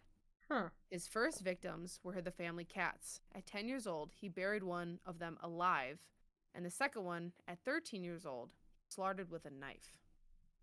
So there's that early on stage of like finding animals and murdering them and doing sick things So as a weird. young kid. Yeah. For sure. And then if we jump ahead a little bit, on August 27th, 1964, Kemper finally turned his building rage on his grandparents. The 15-year-old shot his grandmother in the kitchen after an argument, and when his grandfather returned home, Kemper went outside and shot him by his car, and then hid the body. He killed both of his grandparents just to see what it felt like. Oh. Just 'cause. That's For an sure. actual quote. He said, Oh, like he said that. Yep. He said, Yep, I did it just to see what it felt like. Wow. So, naturally, he went to a youth prison. Yep. To which it was found out that Ed had a very high IQ. Dangerous. And actually suffered from paranoid schizophrenia. Spicy. Yes. So he was kept there for quite a couple years, to where he was released. It was said to him and his caretakers that he should not go back to his mom. Yeah, well. He went back to his mom. Oh, great. Good, great. Yeah. They said that that was not a good relationship. He would have been better off on his own. Not that he showed any improvement in the youth prison, but they said in order for him to like keep going on the up and up, he shouldn't go back to his mom. Mm-hmm. But he went back to his mom. Nice. So, throughout the years, Ed tried many different jobs, trying to get like an income and try to be a working citizen, just hanging out with everybody as an average guy. Except he wasn't an average guy. He tried to get a job as a state trooper, but was sadly rejected to his sheer size. He was big. They literally gave him the nickname Big Ed. He stood at 6'9" and over 300 pounds. And we're talking a big dude. Like, just, you can spot him from anywhere. So, yes, he was rejected from that, but in the same year, he began working for the highway department. Kemper was actually hit by a car while out on his motorcycle. His arm was badly injured, and he received a $15,000 settlement in the civil suit to which he filed against the car's driver. Unable to work, Kemper turned his mind towards his other pursuits, which you can guess is not very good. Yeah. He noticed a large number of young women hitchhiking in the area. In the new car that he bought with some of his settlement money, Kemper began storing the tools he thought he might need to fulfill his murderous desires, aka his pursuits, which included a gun, a knife, and a pair of handcuffs. Okay. So this is where the pursuits begin. I think it's crazy. Go ahead. I think it's crazy that this man was like, okay, I'm just trying to picture it, right? Because like, Yeah. Ed Kemper walks into a hardware store and he's like running his hand along, you know, like binds or like, Yeah. I guess it's not like really a hardware store, but like, you know, somewhere that sells these things, like a hunting store, Yeah. right? Or something like Yeah. that. He's just like running his hand along like all the different packaged knives and he like stops on one and he's like, yes, this is a tool this one. that is important to kill people because that is what I have decided to do with my life. Like, Mhm. that's your fucking thought? Yeah. The thought process behind these killers baffles me For beyond real. words. I just imagine. And it's a big dude, so like imagine the dude behind the cash register, you know, cleaning some stuff, like doing his thing, filing some stuff, and you see this big dude walk up, you go, "Hello." You look up and you're looking at his fucking chest. And you go, "Oh." You look up even more and the dude's looking at you, like assume you're sitting down at the register, and he puts out a gun, a knife, and a pair of handcuffs. Right. And he says, "I would like to buy these." Uh, What are you gonna say? Dude, No? if that were to come across like my cash register or No. something when I was working like at a gas station, if we sold those types of things and that was like what came, I would be like, okay, I don't think that cops can buy this off duty, like for their own personal use or anything. And that only leaves like one option. Killer. So now I'm a little worried that you're gonna kill someone. Like, I feel like that would be my rationalization of like what's in front of me on the checkout counter. I think I would sit there with my hands together, look up at him, look down at each of the items, look back up, and have to go, "Yep, I got you, sir," and have to go do it. I would later have to figure out a way to tell someone what transpired that day because someone had to have known that this man bought this stuff. Literally. And yet no one said anything. And it's not like, "Oh, you know, Frank the other day bought this." You can't forget this man. He's huge. He's and 20 feet his name tall. has to have been passed around. Literally. There's no way. Hey, he's got a nickname. Big Ed. Like, he literally, everyone calls him Big Ed. Yeah. Yeah. So he starts his pursuits. And at first, Kemper would pick up the female hitchhikers and just let them go. Oh. Except he stopped that. Oh. So when he offered a ride to two Fresno State students known by the names of Mary Ann Pesk and Anita Luchessa, don't quote me on that, but they would never make it to their destination. Their families reported them missing soon thereafter, but nothing would be known of their fates until August 15th, when a female head was discovered in the woods near Santa Cruz and was later identified as Pesca's. Luchessa's remains, however, were never found. Kemper would later explain that he stabbed and strangled Pesk before stabbing Luchessa as well. After the murders, he brought the bodies back to his apartment and removed their heads and hands. Kemper also reportedly engaged in sexual activity with their corpses. I knew it was coming. I knew it was coming and I still don't like hearing it. Yep, he definitely did some necrophilia for sure. Ooh. Later that year, on September 14th, 1972, Kemper picked up 15-year-old Aiko Ku, who had decided to hitchhike rather than just wait for the bus to take her to dance class, to which she would meet the same fate as Pesca and Luchessa. In January of 1973, Kemper continued to act on his murderous impulses, picking up hitchhiker Cindy Scholl, whom he shot and killed. While his mother was out, Kemper went to her home and hid Scholl's body in his room. He dismembered her corpse there the following day and threw the parts into the ocean. Several parts were later discovered when they washed up on shore. He buried the head in his mother's backyard. Mm-hmm. Yeah. And you can guess that because they washed up from the ocean, there's not any prints, no nothing to go off of. Yeah. So there's just a head in the backyard now. Gross. In his mom's backyard, too. Gross. Not even his own Blah apartment. blah blah blah blah. A month later, on February 5th, 1973, Kemper used a campus parking sticker his mother had given him to facilitate a double murder. He drove to the university where he offered a ride to two students, Rosalind Thorpe and Alice Liu. Shortly after picking them up, he shot the two young women, then drove past the campus security at the gates with the two mortally wounded women in his car. Oh. After the murders, Kemper decapitated both of his victims and further dismembered the bodies, removed the bullets from their heads, and disposed of their parts in different locations. In March, some of Thorpe's and Liu's remains were discovered by hikers near Highway 1 in San Mateo County. It just keeps on going. There's just more. Dude, And it's all in 1973. I It's know. months The back more to that you back. think about Ed Kemper and like the shit that he did, like, dude, God. Okay, just continue. We'll talk about it afterwards. I got you, because it gets even worse when I connect it to the show. I know.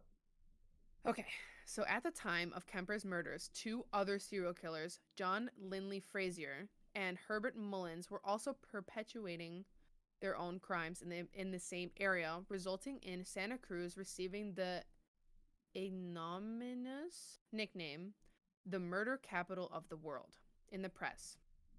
For Kemper's part, he was actually dubbed the Co-Ed Killer, or also the Co-Ed Butcher. Mm.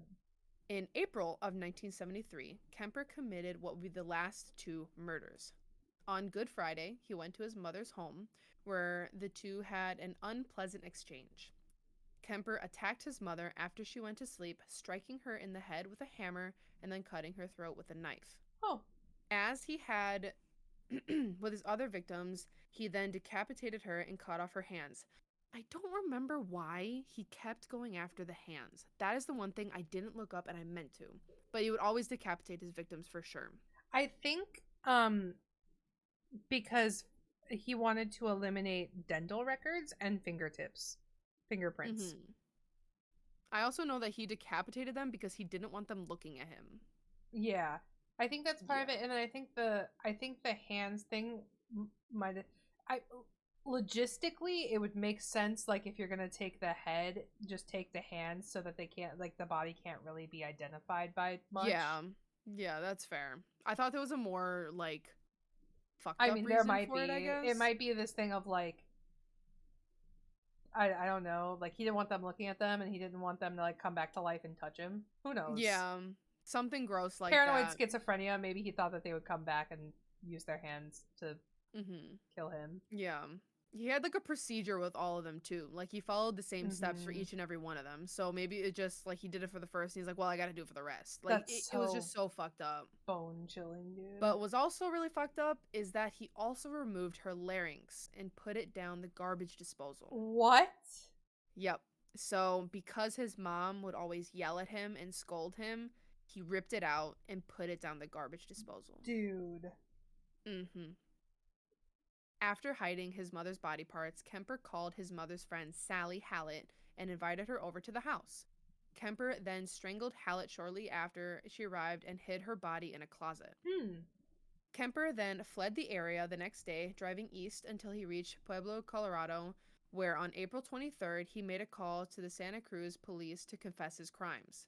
So he left California and then said, hey, I did this. It's me.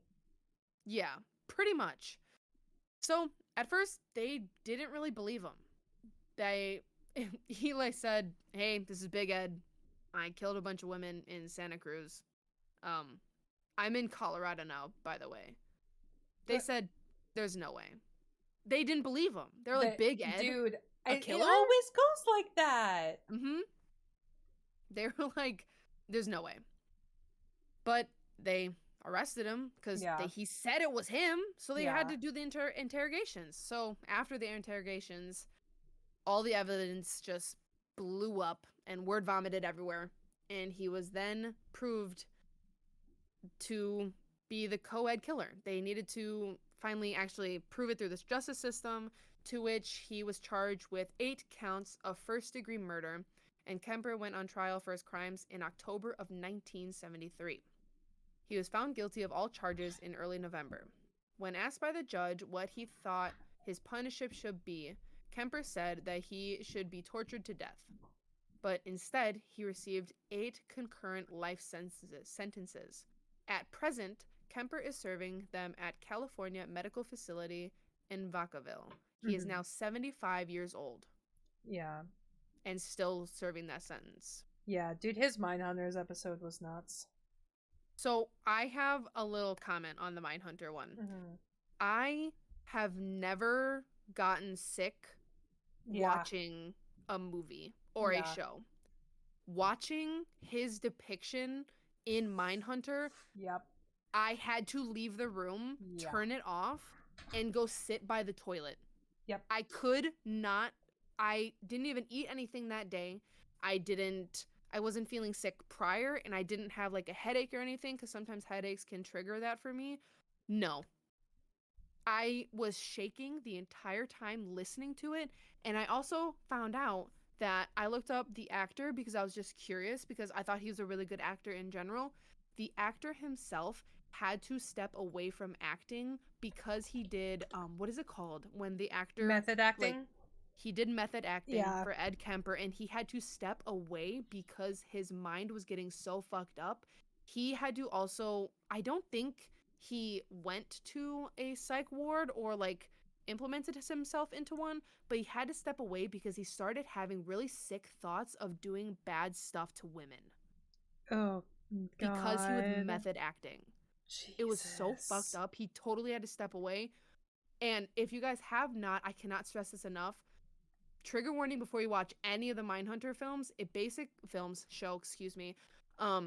such a great show. It follows the FBI's building up to doing serial killer or just murderer profiles, and it's like the psychology behind it all, and that's where they do interviews with some of the killers they have in prisons, to which Ed Kemper was one of them, and the main character interviews him quite a lot, and you can see how the characters interact, how emotionally separate he was from his killings. He doesn't care that he did them.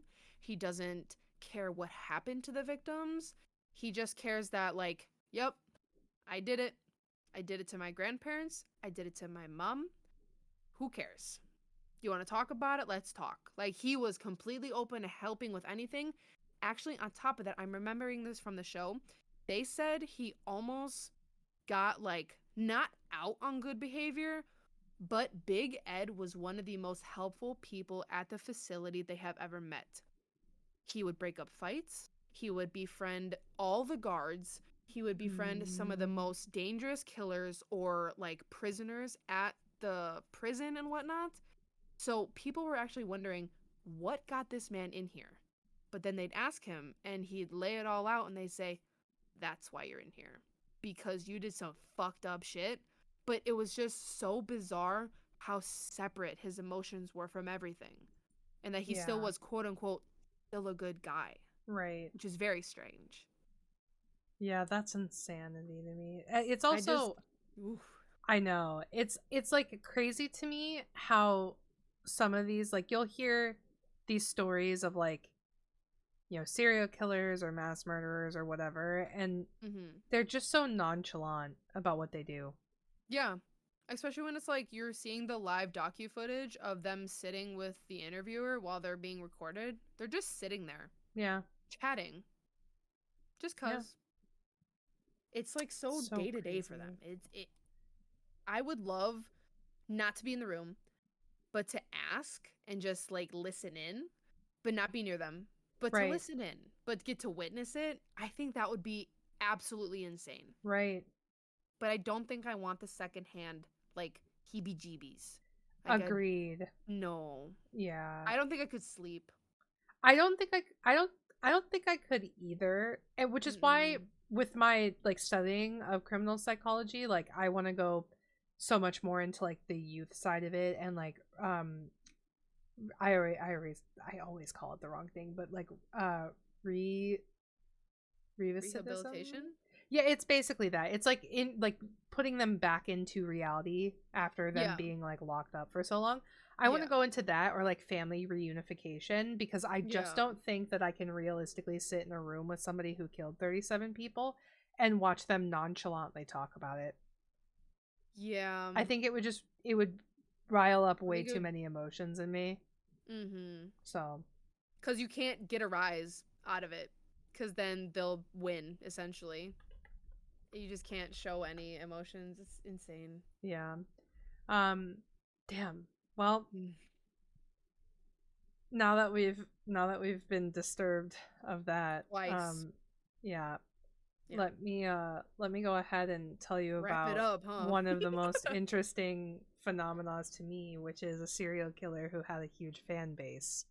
I don't think I've ever heard of this one, to be honest. Richard Ramirez. Seriously? Never. No. No Maybe if I way. hear more of the story, I don't read your Okay, sections I when we feel write like this out, but I'm gonna give you a nickname or two of him, and you're gonna be like, oh, you know?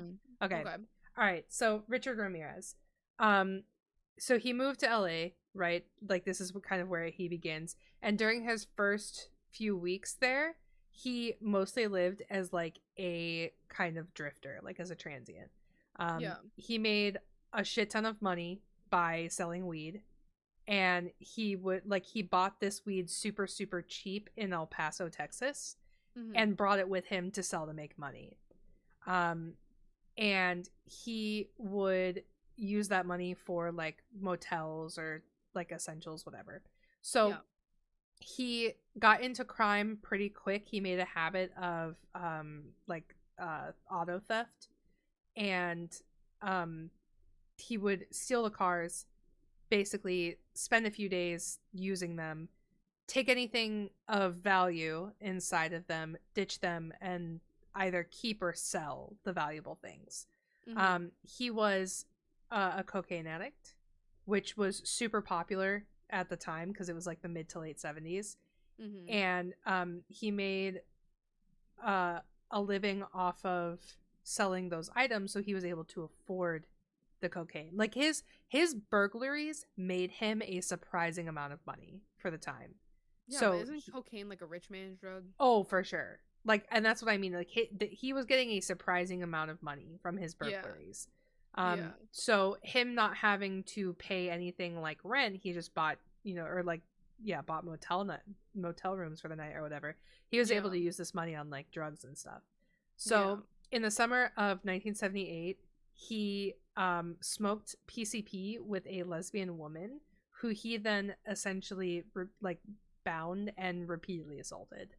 Mm-hmm. And he had like a very deep interest in Satanism, um became a member of the Church of Satan, and he, with these like cars that he was stealing, he would be in and out of prison for a few months, uh serving time for these auto theft charges, until in 1983 his sister went to LA to try to basically convince him to come back to El Paso. He was like, "No, that's not for me." And then about a year later, on June 28th, 1984, he snorted a shit ton of cocaine, broke into and burglarized the home of a 79-year-old woman named Jenny Wilcox. He assaulted her and stabbed her to death. March 17th of the next year, he bought a .22 revolver from, I believe it was a hot revolver. Yeah. And he would essentially start using that in his killings. Over the course of the next about 12 months, he would kill 12 people and attempt to assault and kill multiple others. And this was all across California. Like, he didn't just stick in LA, you know? Oh my god. He Dude, would no one just also. was like, yeah, that's him. Like no I, one. dude, just wait. Because. It gets worse. Oh, for sure. Oh no. While he was doing this, he would also steal valuable stuff from his victims and demand that they swear to Satan that it is being done, like that he is taking their valuable materials. Like, so he would basically break into someone's house, like not like kill them right away, say I'm robbing you, swear to Satan that it's true, which okay, and then he would either sexually assault and or kill them After they said that. yes. So then he was essentially deemed the Night Stalker by media. Does that ring a bell? No. Wow, this is crazy to me. Okay.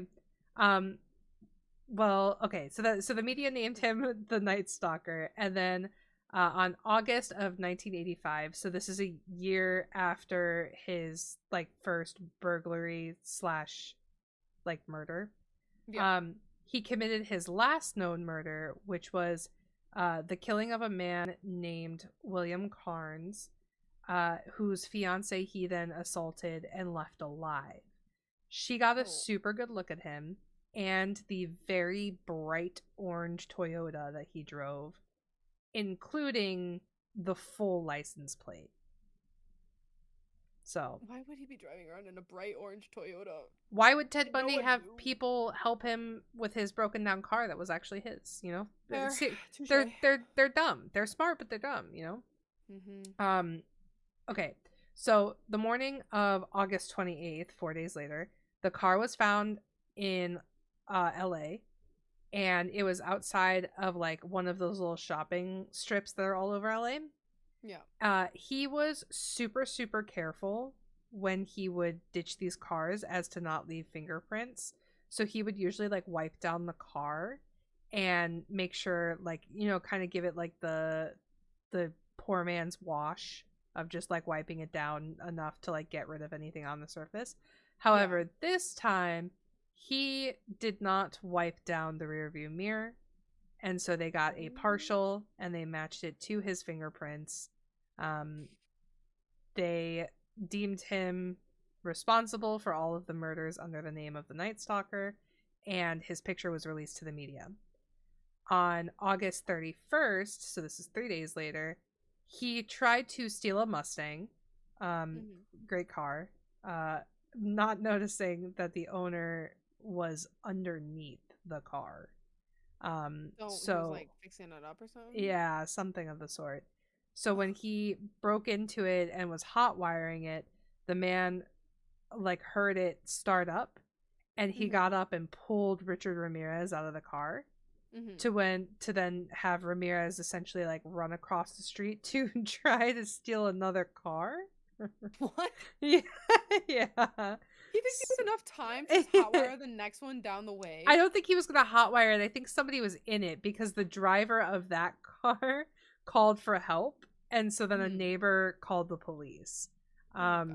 So he was essentially just like going about his normal. I can't believe with as many times as he did this, he didn't think like, oh, I should check around the car first, you know? Yeah, like you didn't check the area first. Because then you could, there's a dude under the car. Because then you could play it off. If the guy under the car noticed you looking, you could be like, hey, are you everything good? Do you need help with anything? You need help? Yeah. Literally, you could play it off. But no, he just said, all right, this car's unlocked. I'm gonna hop in it.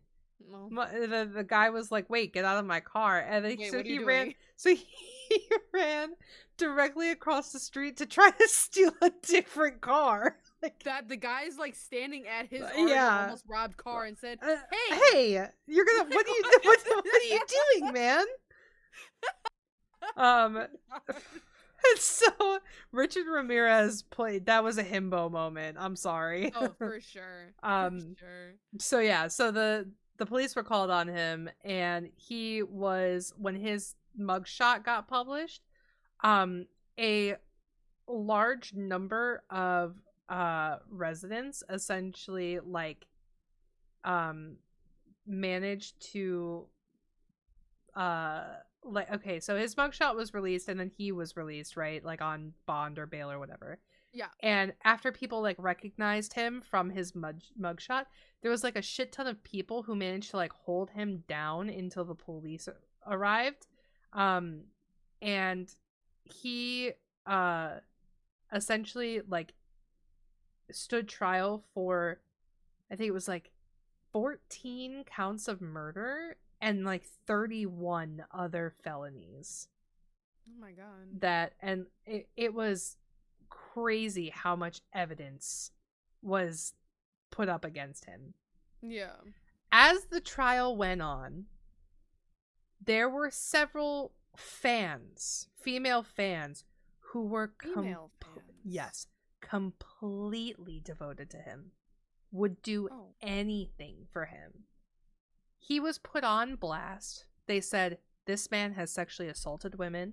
This man has murdered countless people, has robbed countless people, has committed all of these different felonies. Like, you're looking at 14 murders and 31 felonies.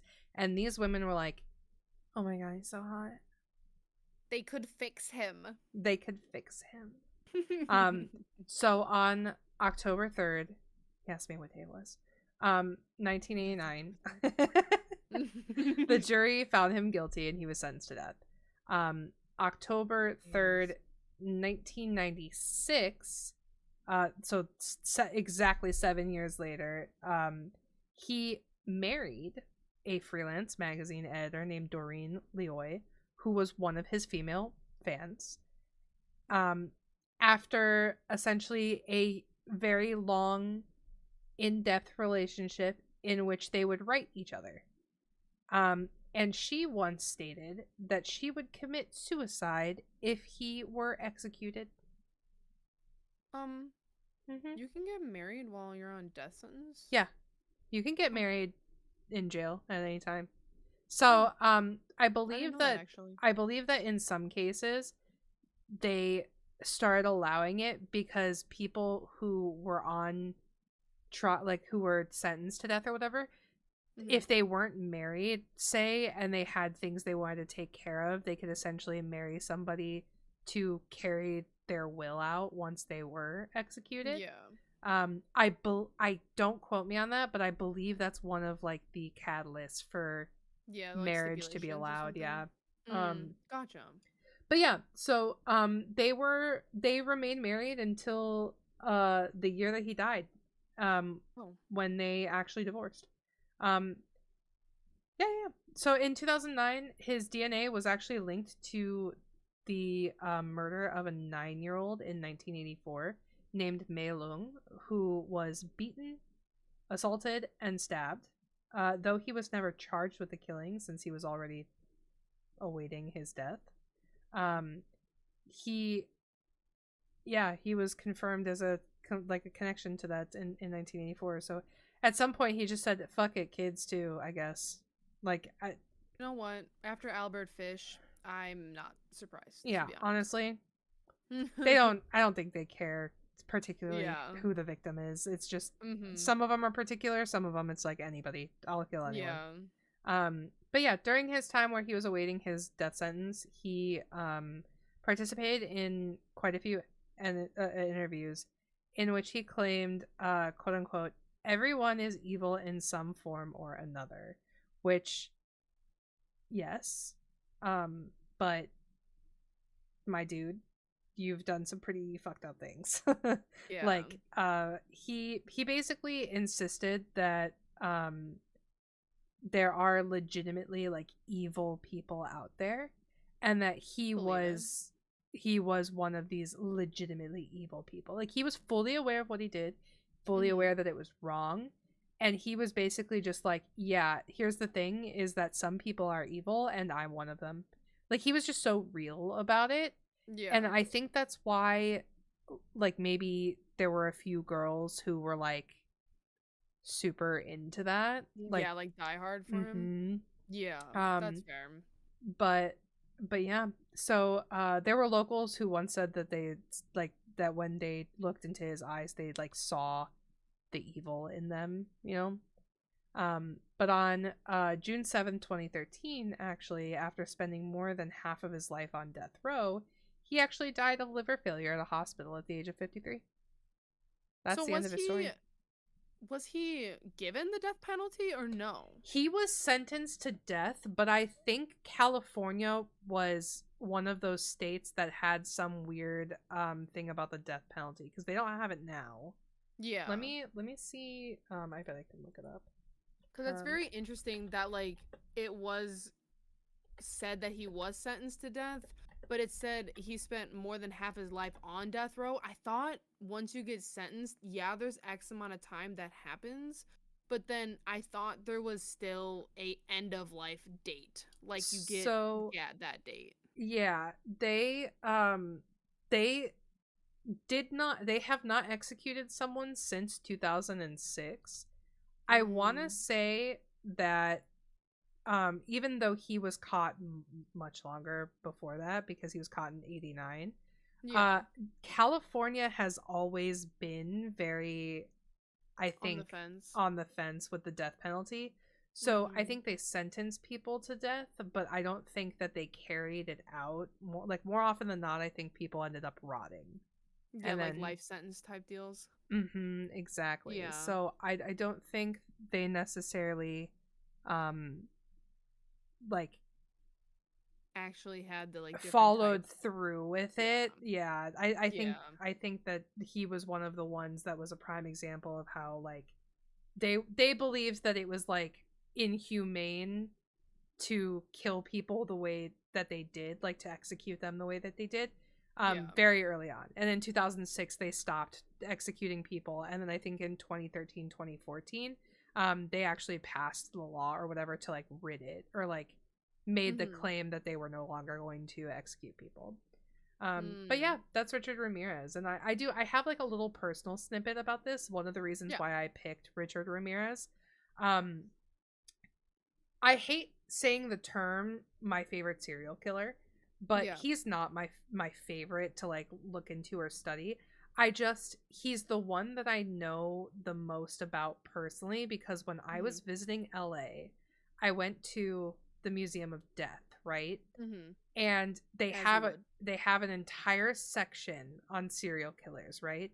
And I read every letter they had between Richard Ramirez Really? and one of his fans. It was one of those things. I sat down with the Morbid book in front curiosity. of me. Yeah, and it was I was just like imagining like these are the real fucking letters Yeah. between a man who killed 14 people and a woman who would do anything for him. And that is crazy to me. I have to keep Mhm. reading. So we Yeah. got to the museum at like, I think like 4 o'clock in the afternoon. Like we were like, oh, we'll Mhm. do museum, we'll do dinner. It'll be easy. And we were there for like 2 hours. And an hour and a half of that was me refusing to let go of this book while I read them. Like it was just so fascinating to me.